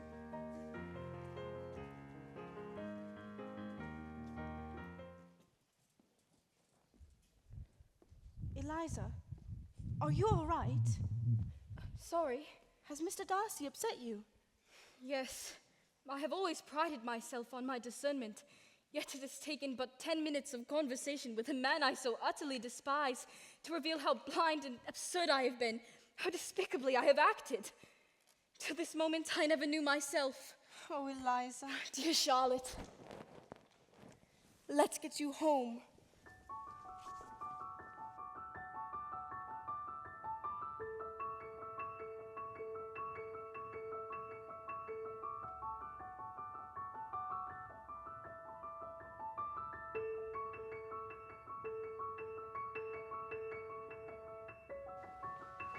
Lizzie, dearest Lizzie. Jane. Lizzie, oh, so much has happened since you have been away. Kitty and I have been to the village nearly every day. Oh, you look so lovely, child. So beautiful still. Thanks, We have Mama. bought these bonnets. Do you like them? The officers like me in this bonnet, but I do not think it is very pretty. There were 2 or 3 much uglier in the shop. That is true. Your mother and I are parents to 2 of the most overdressed girls in the country. I shall pull it to pieces and see if I can make it any better. It will be a waste. The militia are leaving Mountain. Oh. They are going to Brighton in a fortnight. I do wish Papa would take us all there. Only think what a miserable summer else we shall have. Oh, my dear. I'm glad you are back, Lizzie. Feel free to talk any sense you can into your siblings. Well, Lizzie, I suppose the Collinses live very comfortable, do they? And talk about having Longbourn when your father is deceased. That is a subject they could have hardly mentioned before me. No, it would have been strange if they had. But I've no doubt they often talk of it amongst themselves. I have news about a certain person that we all like. It is about dear Mr. Wickham. There is no danger of his marrying Mary King. She has gone to her uncle in Liverpool. Gone to stay. Wickham is safe. As is Mary King. She is a great fool for going away, if she liked him. I hope there is no strong attachment on either side. Oh, I'm sure there is not on his. He never cared 3 straws about her. Who could about such a nasty, freckled thing? Well, let us hear what has happened to you, Lizzie, and to you, Jane, since you have been away. I was in great hopes that one of you would have a husband by now. How I should like to be married before any of you. Then I could chaperone you about to all the balls. Oh, what fun that would be! I'd ask Mary too, but she wouldn't come. Society has claims on us all, but I profess myself one who finds such amusements desirable intermittently, and not constantly. Come with us into town and see how everyone is getting along. I'm sure Mr. Wickham will be there. I'd rather it not be said that the two elder Miss Bennets were home but half a day before they too were in pursuit of the officers. Suit yourselves. We're off then. Goodbye. Welcome home. Jane, I want to be told whether I ought or ought not to make Mr. Wickham's character known, to our family at least. Oh, poor Mr. Wickham. It is almost past belief that he is so very bad. Do you distrust what Mr. Darcy has told me? Oh, poor Mr. Darcy. What unhappiness your refusal must have given him. Jane, should I or should I not expose Wickham? Oh, poor Mr. Wickham. Surely there can be no reason to hurt him so dreadfully.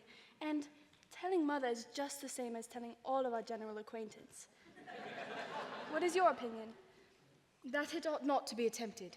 I pledged to Mr. Darcy that all he told me in particular to his sister would be kept to myself. And Wickham will soon be gone, so it will not matter what he really is. No, at the present I will say nothing about it.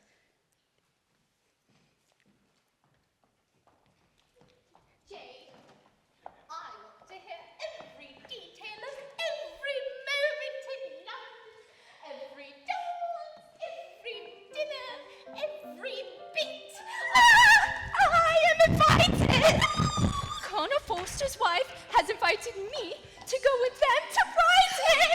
I'm to go to Brighton by the sea! All of the officers will be there. I'm sure there will be parties and balls and officers! I didn't get an invitation. Well, that's because Harriet Forster is my particular friend. Wish me happiness, everyone. Oh, I'm very happy for you. You must take care to write us very often, all about the parties and games of cards, and all about the dancing. All of our friends will be there. Mr. Denny and Captain Carter, and of course, dear Mr. Wickham. Mr. Wickham. Why shouldn't Harriet Forster invite me? I'm 2 years older than Lydia, almost as old as Harriet. We are to leave within the week. Within the week? Lydia's still a child. Oh, there's so much to prepare and so many people to tell. You still haven't told me about London and Mr. Bingley. Yes, Why Mama. won't anyone talk to me? Kitty! Stop that incessant coughing. You're getting on my nerves. I do not cough for my own amusement. Father, it would be very unwise to let Lydia do this. What do we know of Harriet Forster? Why, nothing at all. What manner of guardian could she possibly be? She is very little older than Lydia herself. Given that she is Lydia's particular friend, we have every reason to expect the worst. But what's to be done? Your sister is a harebrained girl who will never be easy until she has made some exhibition of herself at some public place or other. This circumstance offers us the advantage of her doing it with very little inconvenience or expense to the family. Father, if you do not take the trouble to check Lydia's spirits, she will be at 16, the most determined flirt who ever made herself and her family ridiculous. Can you suppose it possible that her sisters will not be involved in the disgrace? You and Jane will be respected and valued of your own merits. Luckily, Lydia is too poor to become the object of anybody, and the officers will find women better worth their notice. Perhaps this little adventure will serve to educate her as to her insignificance in this world.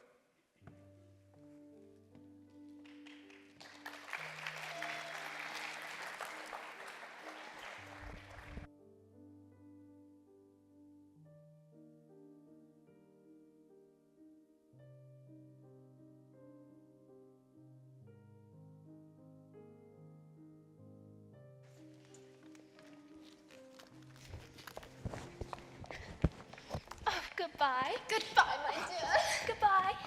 I shall be sure to write to you, Kitty, very often, and with every glorious thing that happens. I will be sure not to leave a single detail out and to make you wild with envy. There's Mrs. Forster and Mr. Denny. Oh, take every opportunity to enjoy yourself. Oh, don't worry, I will.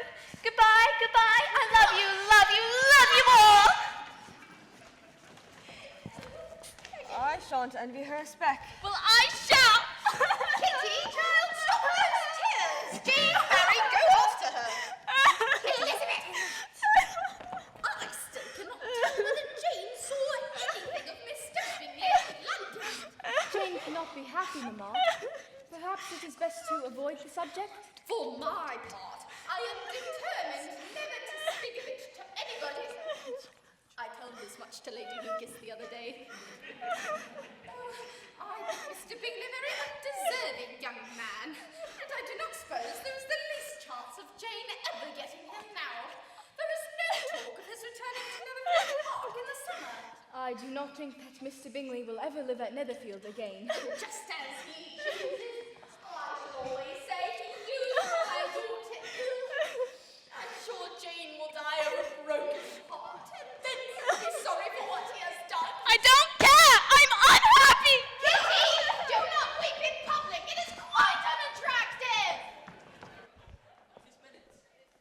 We look forward to your company in Brighton this summer. Only Lydia. We're rather concerned about her going on her own.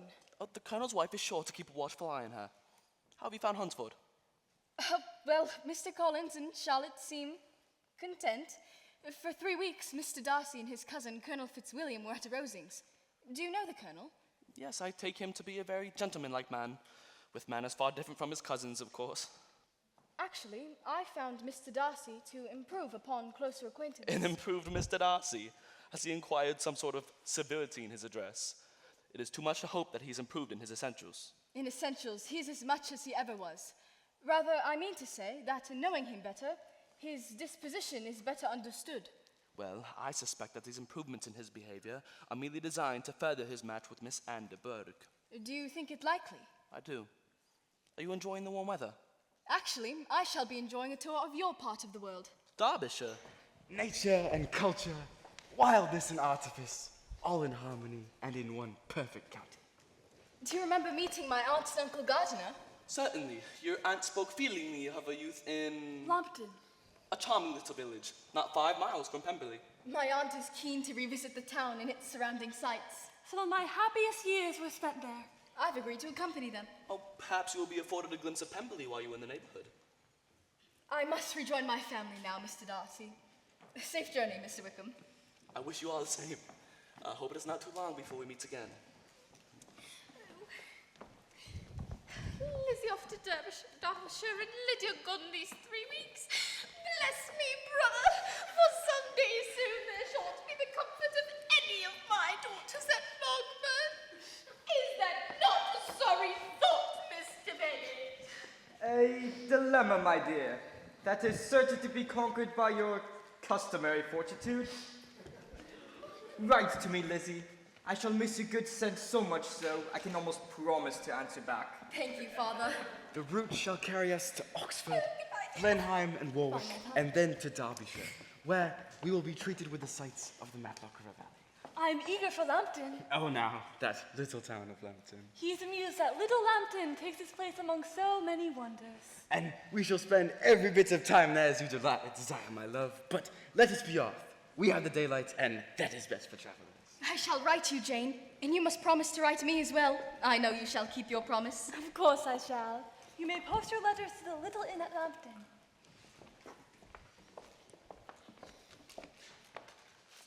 How was your first night's sleep at Lambton's Inn, Elizabeth? So peaceful. I should be content to spend the rest of my life in Derbyshire. And what shall our itinerary include on this glorious day? I should like to see the park and visit the great house at Pemberley. From the little inn to the great house. I am willing, but only if Elizabeth approves. Do you have a great desire to see it, Aunt? I should have thought you would, having heard so much about it from handsome Mr. Wickham. We have seen many great houses. I have little pleasure left in fine carpets and satin curtains, and surely the family will be down for the summer. I should feel awkward. Mr. Darcy and his sister are in London. And the innkeeper assured me that a visit of the house and grounds would be well received. If it were only a fine house, richly furnished, I should not care about it myself. The grounds are delightful. Magnificent woods. Renowned streams for fishing. Mr. Gardner loves his fishing. I do. Well then, yes. To Pemberley then, we shall go.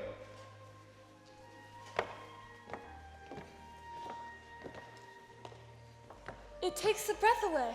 The building is framed most handsomely on the rising ground between the woody hills and the stream. It is beyond all of my imaginings.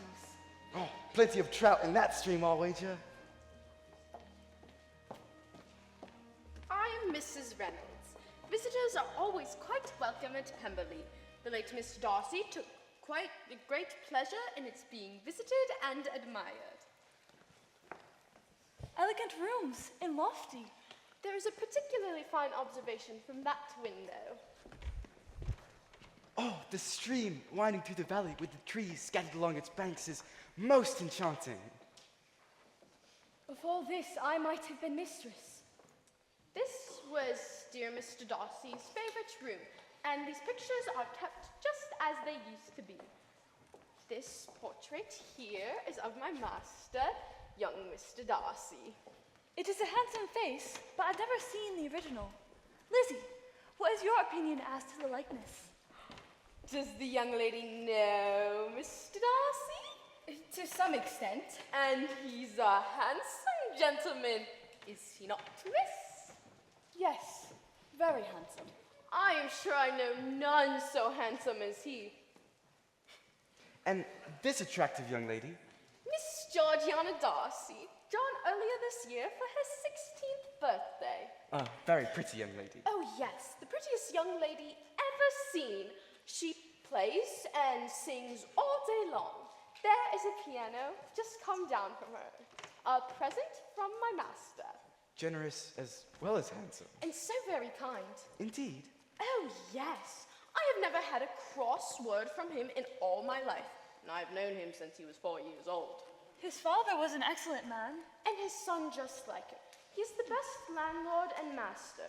Ask any of his tenants or his servants.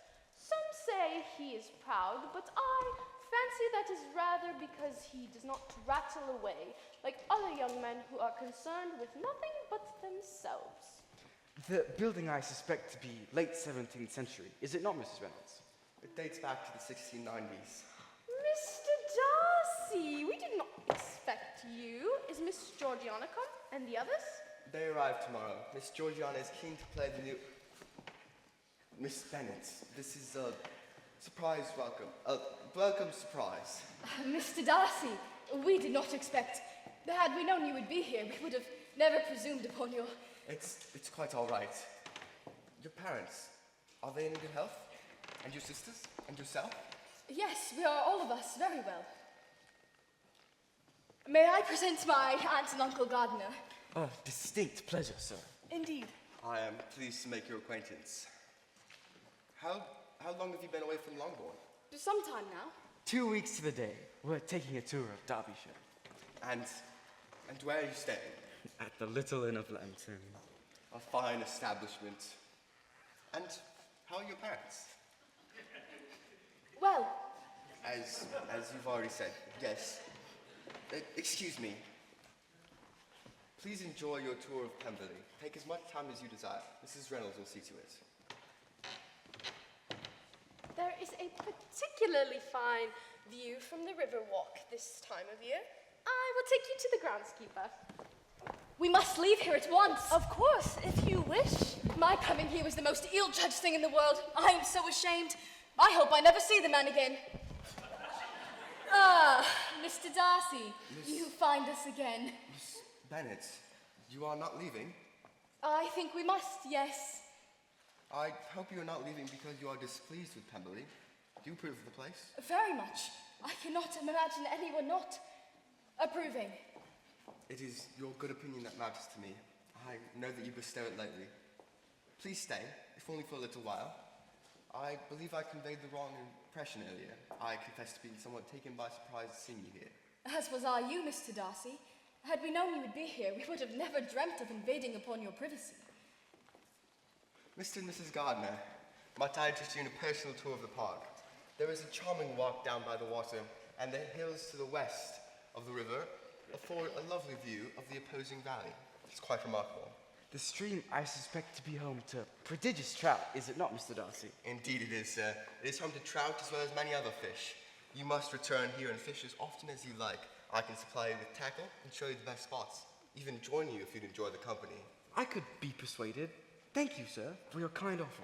Yes, most considerate. It's settled then. Miss Bennet, the rest of my party joins me tomorrow, including some who claim an acquaintance to you. Mr. Bingley and his sister. Ah, yes. There is one other person who particularly wishes to know you. Would you do me the honor of... Do I ask too much to introduce you to my sister during your stay at Derbyshire? Thank you, Mr. Darcy. I should be most happy to make her acquaintance. It's settled then. Excuse me. Perfectly well-behaved, polite, and unassuming. There is something a bit imposing in him, to be sure, although it is not all unbecoming. He is a little whimsical in his civilities, but then your great men often are. But how came you to tell us he was so disagreeable? Yes. It is possible, my dear aunt, that I was mistaken. I like Mr. Darcy much better now than when I met him before. He is clearly very devoted to his sister, most eager to introduce you to her almost the moment she arrives home. I must admit that I'm at a complete loss as to why.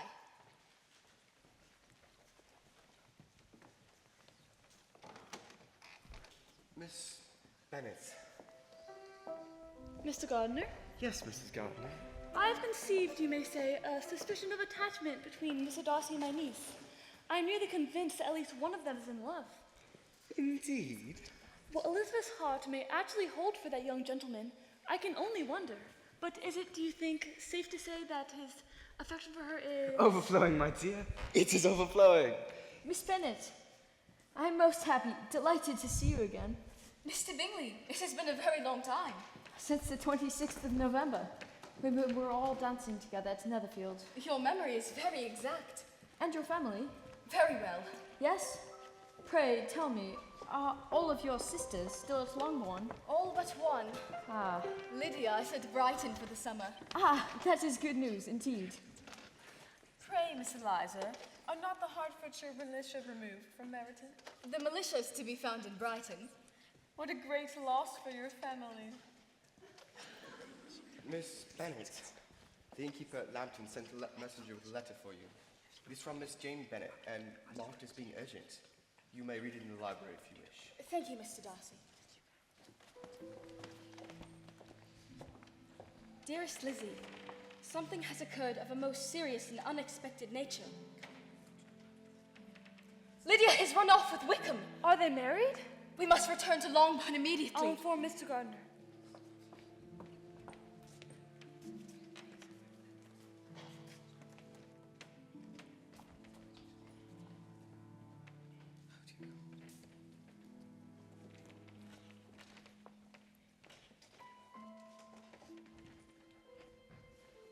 Miss Bennet, I confess to knowing nothing of the reason for your sudden departure, but might I be of any assistance? Any attempt at concealment would be pointless. My youngest sister has left her friends and thrown herself into the powers of Mr. Wickham. They have run away from Brighton together. You know him too well to doubt the rest. Lydia has no money, no connections, nothing that can tempt Wickham to marry her. I am grieved to hear this. When I think that I might have prevented this, I who knew what he was, had I made his character known, none of this could have happened. But is it certain? Absolutely certain? They were traced as far as London, but not beyond. Poor Lydia! She wrote to Kitty saying that they would go to Scotland and marry there. But Colonel Forster brought news to father that Wickham told one of the militia that he never intended to go to Gretna Green, or to marry Lydia at all. And what is being done to recover them? My father has gone to London, and Uncle Gardiner is sure to render what assistance he can. But I know very well that nothing can be done. How is such a man to be worked on? How are they even to be discovered? I have not the slightest hope. Lydia is gone forever, and her entire family must partake in her ruin and disgrace. Please apologize to Miss Darcy for my abrupt departure. Conceal the unhappy truth for as long as possible. I know it cannot be long. You may be assured of my secrecy. Thank you, Mr. Darcy. Goodbye. I shall never see him again.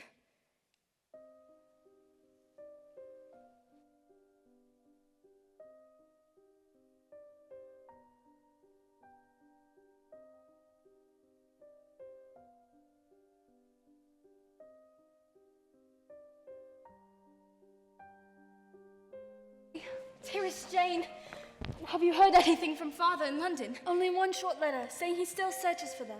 Mr. Gardner should have joined him by now. He left us when we changed horses in Hatfield. You look so pale. What she must have been through. How is Mother? Until today, she would not leave her dressing room. Oh, Lizzie! We are all ruined forever! Jane has told me everything, Mamma. Sister! I am sorry you must be witness to this terrible misfortune. I always thought the Forsters were very unfit to have charge of Lydia, but I was overruled. As I always am. Poor dear child. If only she'd been properly looked after. She's not the sort of girl to do this sort of thing. Oh. And here's Mr. Bennet gone to London.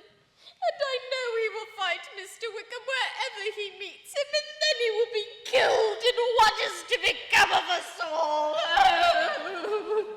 Father will not challenge Mr. Wickham to a duel, Mamma. I must prepare myself for the worst. Mr. Gardner's in London with Mr. Bennet now. Oh, is he? Oh, that is exactly what I could most wish for. They will consult together on what is best to be done. Oh, tell my brother to find Lydia and Wickham, and if they are not already married, make them marry. My husband can do no good in London and must come home immediately. Tell him what a dreadful state I am in, that I have such trembling, such flutterings all over me, such spasms in my side and pains in my head, and such beatings at heart, that I can get no rest by night nor by day.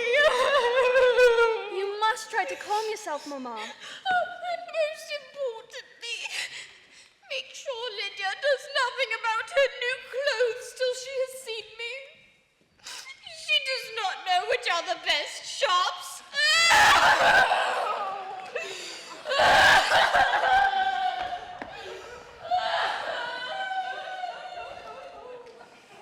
I must be off before dawn.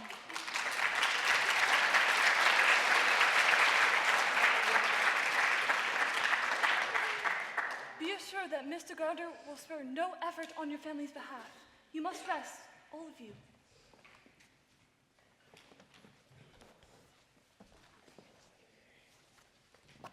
It is a most unfortunate affair and will be much talked of. But we must stem the tide of malice and pour into the wounded bosoms of each other the balm of sisterly consolation. It's very nice, Mary. All that we can do now is wait for the post. Oh, this has just arrived for Father. He instructed me to open all that came in his absence. It is from Mr. Collins.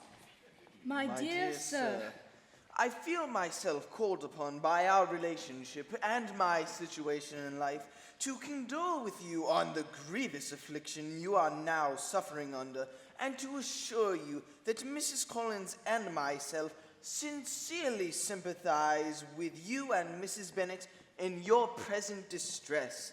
The death of your daughter would have been a blessing in comparison to this, and it is to be more lamented because there is reason to suppose that your daughter's licentious behavior has proceeded from a faulty degree of indulgence.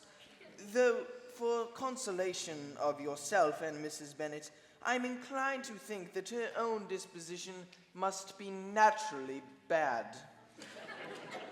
Howsoever that may be, you are grievously to be pitied, in which opinion Lady Catherine joins me. Lady Catherine agrees with me in assuming that this false step in one daughter will be injurious to the fortunes of others, who, as Lady Catherine herself condescendingly says, will connect themselves with such a family. I also reflect with satisfaction that I did not unite myself with your daughter last November, for then I would be involved in all of your sorrow and disgrace. let me advise you to throw off this unworthy child from your affection to console with yourself. I am, your dear sir, your most humble and obedient servant, etc., etc. Oh, Father! You must not think this to be your fault. No, Lizzie. Let me for once in my life feel how much I have been to blame. What is the news? I bear you no ill will, Lizzie, for being justified in your advice to me last May. Papa, Wickham and Lydia found. Papa, if I should ever go to Brighton, I would behave better than Lydia. No! I have at last learned some manner of caution, and you will feel the effects of it. No officers to enter into my house again, and balls will be strictly prohibited, as is dancing altogether, unless it is with one of your sisters. And you are not to stir out of doors until you can prove you have spent 10 minutes a day in a rational manner. Papa! Do not make yourself unhappy. If you are a good girl for the next 10 years, I promise to review the situation. Papa! Have you and Uncle Gardner managed to learn anything of Lydia? They are found, and they are married. Oh, thank heavens. Wickham has married Lydia. Is it possible? I have not heard from Lydia or her husband. Your uncle has arranged the entire thing. Lydia is the first to marry. There are two things I would like very much to know. The first, how much money your uncle has laid down to bring it all about. And the other, how am I ever to repay him? Money from Uncle Gardner? What do you mean? I mean that no man would marry Lydia on so slight a temptation as the settlement your uncle tells me he has laid down. Oh, the generous good man! He has almost most certainly overextended himself on our behalf. Wickham's a fool if he takes her with a farthing less than £10,000. That much? Were it any less, I would feel so sorry to think slightingly of my new son-in-law's business sense. Please inform your mother that we are to expect a happy couple tomorrow afternoon at dinner time.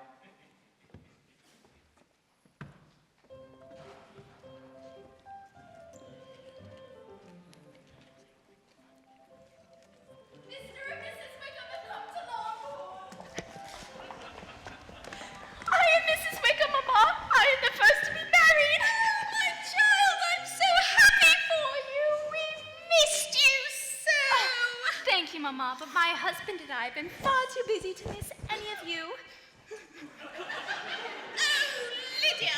Oh, here you are, all the same. But not me. Congratulate me, sisters. I am married. And to such a handsome man. Indeed he is. I wish you joy, much joy, dear, dear Mr. Wickham. Mother Bennet! Mr. Bennet, at long last we have a son. How merry we shall all be now. Mr. Bennet, how great it is to see you and Mrs. Bennet again. I regret that we cannot stay long. I've just purchased a new commission and we are joining a regiment in... Newcastle. Newcastle. Newcastle? Is not Newcastle a long way off? Oh, Lord, I don't rightly know. I want to go into Meryton and show everyone I meet my new ring. Oh, there'll be time enough for that. First, let us go and have some tea, and you can tell us all about the wedding. Mrs. Wickham, how well it sounds! No, Jane, you must go behind, because I am a married woman, and you are not. Do you expect to be greatly forlorn in Newcastle, Mr. Wickham? Quite the contrary. It is a delightful place. The village where I should have been vicar is located nearby. Excellent parsonage house. It would have suited me in every aspect. And how should you have liked making sermons? Quite well. I have heard, on what I believe to be good authority, that there was a time when sermon making was not so palatable to you. Who? And that you flatly refused to take the settlement that you inherited and were compensated accordingly. Hey, that is not wholly the situation. Come now, Mr. Wickham. We are brother and sister now. Let us not quarrel about the past. Is my husband not a charming man? Now go and have your tea and work your charms on father. Do not distress yourself, dear husband. I shall join you shortly. I should like it for all things for my sisters to come to Newcastle to visit us. We shall be there all the winter, and there will certainly be parties and balls, and I will take great care to get partners for you. I dare say I shall get husbands for each one of you before the winter is over. Thank you for my share of the favor, Lydia, but I do not particularly like your way of getting husbands. La, you are so strange. What girl wouldn't fancy a whole regiment of handsome young soldiers seeking her favor? I should have liked Wickham's whole regiment at our wedding, but strict Colonel Forster refused to spare a single soldier from his duties. I don't see why. It's not like England is under attack. Or is it? Anyway, in the end, it was just Aunt and Uncle Gardner and Mr. Darcy and the parson, of course. Mr. Darcy? Well, someone needed to stand up for Mr. Wickham. I'd much rather it have been... Oh, gracious me, I quite forgot. That was supposed to be a secret. Silly me. Silly, newlywed me. If it was to remain a secret, we'll ask you no more questions about it. Though our curiosity as to the reason why Mr. Darcy was at your wedding is all but overpowering. Oh, well, I can imagine. Thank you for not asking, for if you did, I should certainly tell you, and then my husband would get quite angry. 2 days is far too short for a visit. Oh, you must promise to write us often. Married women never have much time for writing. My sisters may write me if they wish. They will have little else to do. Oh,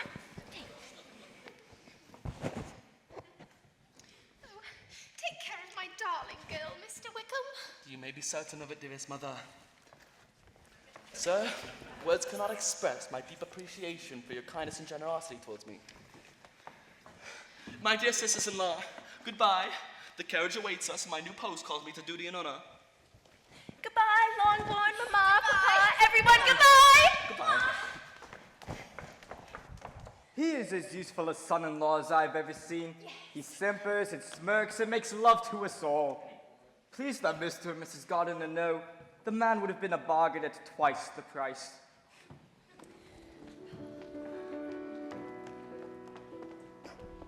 Did the money come from Mr. Darcy?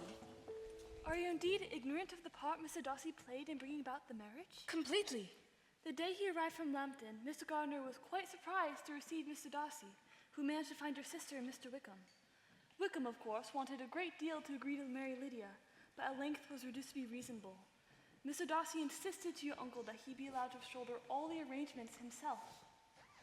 The fault, sir, is mine, and so must be the remedy.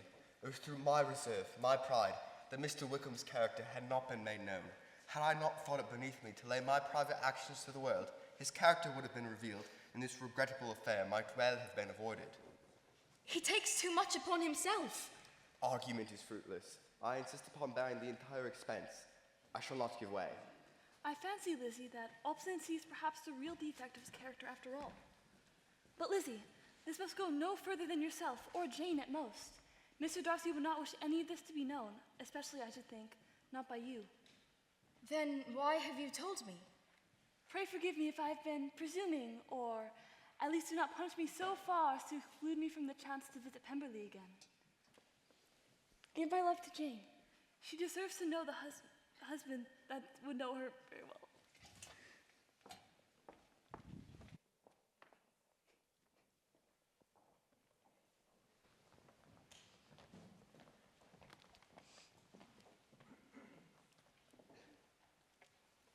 Mr. Bingley is here from Netherfield to see Jane. Mama, Mr. Bingley is here. Mr. Bingley?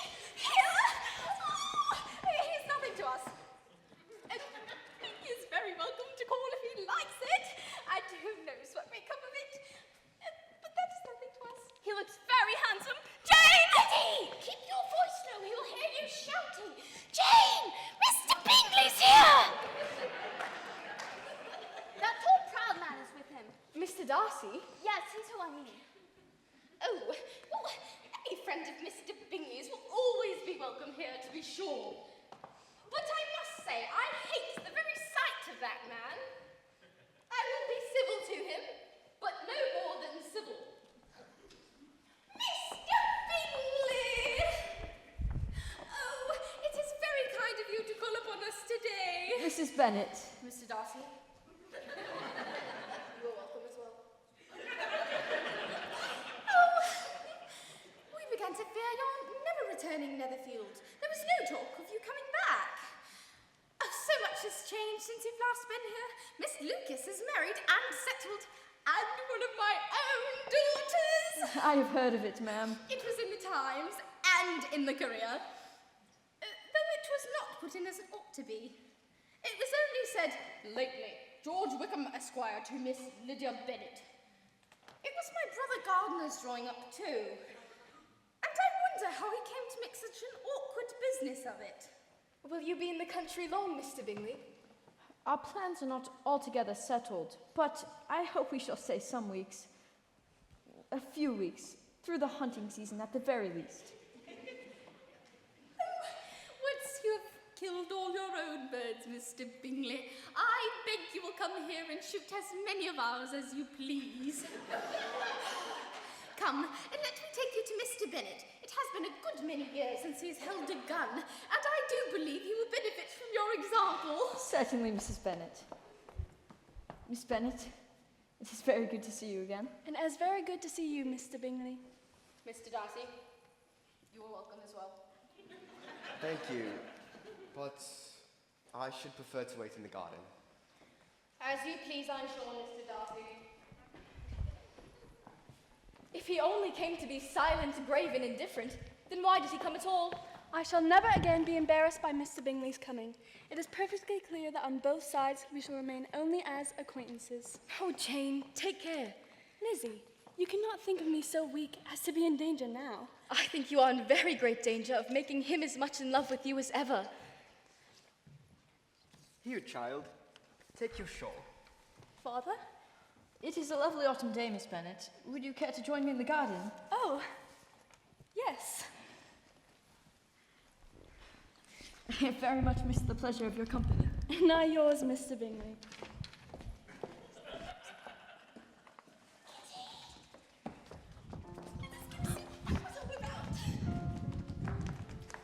Miss Bennet, Yes, Mr. Darcy.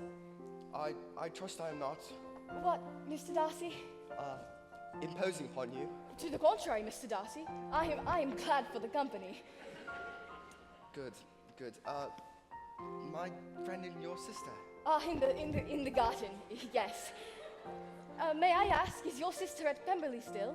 Yes, she will remain there until Christmas. Alone? Caroline Bingley and the others have been to the coast these past 3 weeks. However, Georgiana and Mrs. Reynolds are quite close. Mr. Darcy, I must tell you that... Lizzie! Jane? I'm to be Charles's wife! 'Tis too much, 'tis certainly too much. Oh, if everyone could be as happy as I. Oh, Jane, I am so happy for you. Mama, Papa, Kitty, come quickly! Mr. Bingley, I congratulate you on your great and good fortune.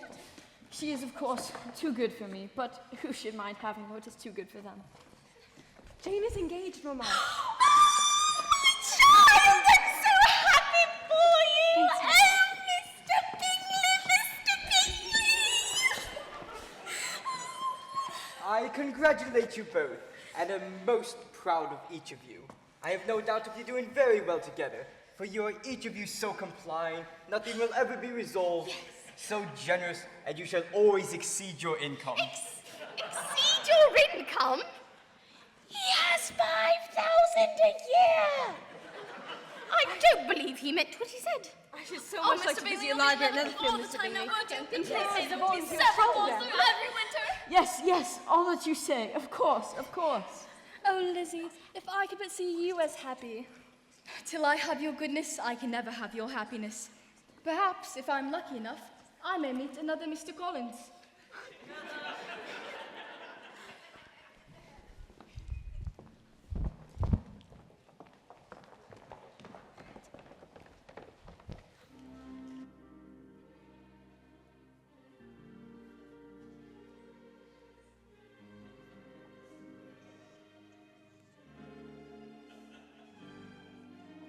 Lady Catherine, my family has retired for the evening. Your arrival at Longbourn is quite unexpected. Has something happened? I should like to ask that very thing of you, Miss Elizabeth Bennet. Elizabeth! Who's here at this hour? This lady I gather to be your mother. Mamma, Lady Catherine de Bourgh is calling upon us. What And this, I suppose, is one of your sisters. My youngest daughter, but one, Lady Catherine. My youngest is recently married to George Wickham, an officer in Her Majesty's service. And my eldest is most recently affianced. Mrs. Bennet, I would like a word with your daughter. I require the use of this room. But the hour is so late. Mamma, Cannot you tell please me- leave us. You as well, Kitty. You can be at no loss, Miss Bennet, to understand the reason of my journey here. I am not at all able to account for it. However insincere you may choose to be, you shall not find me so. My character has ever been celebrated for its sincerity and frankness. I was told that your sister was not the only Bennet on the point of being most advantageously married, but that a Miss Elizabeth Bennet would, in all likelihood, be soon united to my nephew, Mr. Darcy. Though I knew it must be a scandalous falsehood, I instantly resolved on setting off for this place, that I might make my sentiments known to you. If you believed it impossible to be true, I wonder why you have taken the trouble of coming so far and to intrude upon my family in the middle of the night. To insist upon having you declare that there is no foundation for it. Has my nephew made you an offer of marriage? Your ladyship has declared it to be impossible. It ought to be so. It must be so. If he retains the use of his reason. But your arts and allurements may, in a moment of infatuation, have made him forget what he owes to himself and to all his family. If I have, I should be the last person to confess it. Miss Bennet, I'm almost Darcy's nearest relation in the world, and am thus entitled to know all his concerns. But you are not entitled to know mine. Let me be rightly understood. This match, to which you have the presumption to aspire, can never take place. Mr. Darcy is engaged to my daughter. If he is so, then you can have no reason to suspect that he would make an offer to me. The engagement is of a special kind. It is a union planned while they were still in their cradles. If there is no other objection to my marrying your nephew, I shall certainly not be kept from it by knowing that his mother and aunt were planning a union between him and his cousin well before either of them were capable of forming words of their own. Honor, decorum, and prudence shall keep you from it. You will be censured, slighted, and despised by everyone connected with him. These are heavy misfortunes. But the wife of Mr. Darcy should have such extraordinary sources of happiness that she should have little cause for distress. Obstinate, headstrong girl! I command you to tell me once and for all, are you engaged to him? I am not. And you promise me never to enter into such an engagement? I will make no such promise. I must be begged to be importuned no further on the conversation. I have by no means done. To the objections I've already voiced, there is yet another to add. I'm no stranger to the particulars of your youngest sister's infamous elopement. That bears no... A patchless business at the expense of your father and uncle. Lady Catherine, Is such a girl to be my nephew's sister? Is her husband, the son of a steward, to be his brother? Heaven and earth, of what are you thinking? Are the shades of Pemberley to be thus polluted? You have insulted me in every possible way. You are an unfeeling, selfish and I girl. have nothing further to say. You're resolved then to have him. I am only resolved to act in the manner which will, in my own opinion, constitute my happiness, without reference to you or to any other person so wholly unconnected to me. I shall now know how to act. I'd hoped to find you reasonable. Do not imagine, Miss Bennet, that your ambitions will ever be gratified. I take no leave of you. I send no compliments to your mother. You deserve no such attention. I am most seriously displeased.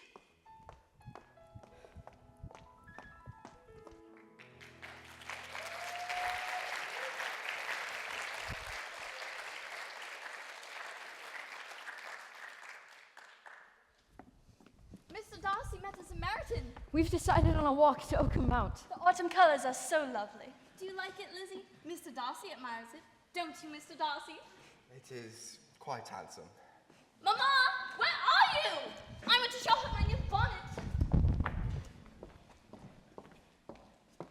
Mr. Darcy, I am a very selfish creature, and for the sake of giving relief to my own feelings, care not how I may be wounding yours. I can no longer keep from thanking you for your remarkable kindness to my poor sister Lydia. Her thoughtlessness betrayed to me that you have been concerned in the matter, and of course I could not rest until I knew all. Were your actions on our behalf known to the rest of my family, I should not merely have my own gratitude to express. If you will thank me, Let it be for yourself alone. Your family owes me nothing. Much as I respect them, I thought only of you. I'm sorry. Miss Bennet, you are too generous to trifle with me. If your feelings are still what they were last April, tell me so at once. My affections and wishes remain unchanged, but one word from you will silence me on the subject forever. Oh, Mr. Darcy, my feelings are the exact opposite of what they were then. Hearing you say that is such... It makes me very... Does it? Yes, happy. Do you know, we owe a great deal to my aunt. How so? Lady Catherine told me of her visit with you. Unfortunately for her ladyship, it turned out exactly opposite how she wanted. Had you been irrevocably decided against me, I felt you would have told her so at once. Yes, you know enough of my frankness to believe me capable of that. After abusing you so abominably to your face, I could have no scruple in abusing you so abominably to all of your relations. Whatever did you say of me that I did not deserve? My behavior towards you the night of my proposal was unpardonable. And what could you have possibly thought of me when you saw me at Pemberley after so rudely refusing you? I felt nothing but surprise.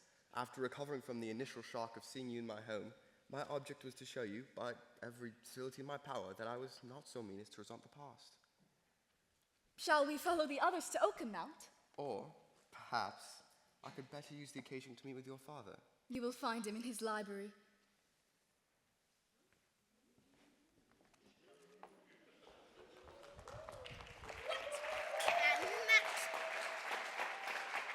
Lizzie, what can that disagreeable Mr. Darcy mean as to always be coming here? Mr. Darcy has gone to the library. Mr. Darcy should rightly be out a shooting or something or other, and not disturbing us with his company. Mr. Darcy has gone to see Father. He'll get an ill reception, I'll tell you that. Mr. Darcy has gone to ask for Father's permission. He wants to marry me. Oh, your father does not like to be disturbed in his library. Sorry? Mr. Darcy has asked me to be his wife. Mr. Darcy wants to marry me. Oh, my sweetest Lizzie! How rich, how great you will be! What jewels, what carriages you will have! Jane's is nothing to it, nothing at all! Oh, pray apologize for my having disliked him so much before. I hope he will overlook it.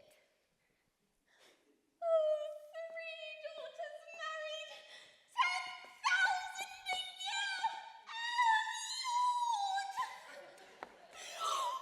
I must go tell Lady Lucas. So many daughters married!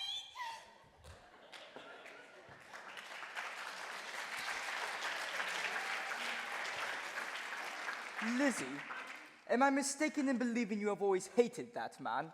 I did not always feel as I do now. He is rich, to be sure. You may have more fine clothes and carriages than Jane, but will this really make you happy? Have you any other objection other than your belief as to my indifference? None at all. We all know him to be a proud, unpleasant sort of man. But that would mean nothing if you really liked him.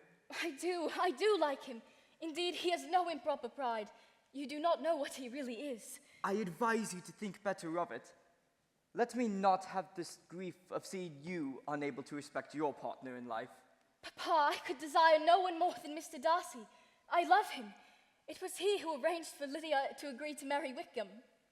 He arranged it? He did not wish it known, but I compelled Mrs. Gardiner to tell me. I see. If this is the case, he deserves you. My dear child, I give my consent. I could not have parted with you, my dear Lizzie, to anyone less worthy.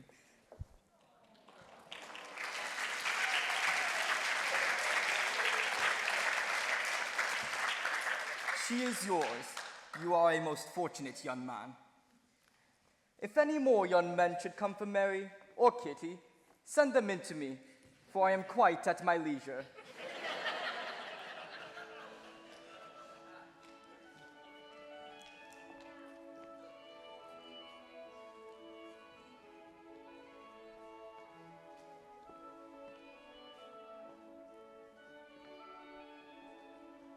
How did you begin to fall in love with me? I cannot fix upon the hour, or the spot, or the look, or the words. I was in the middle before I knew that I'd begun. Did you admire me for my impertinence? For the liveliness of your mind, I did. You knew no actual good of me, but nobody thinks of that when they fall in love. Was there no good in your affectionate behavior towards Jane while she was ill at Netherfield? Dearest Jane, who could have done less for her? But by all means, make a virtue of it. My good qualities are under your protection, and you are to exaggerate them as much as possible. And, in return, it belongs to me to find occasions for teasing and quarreling with you, as often may be.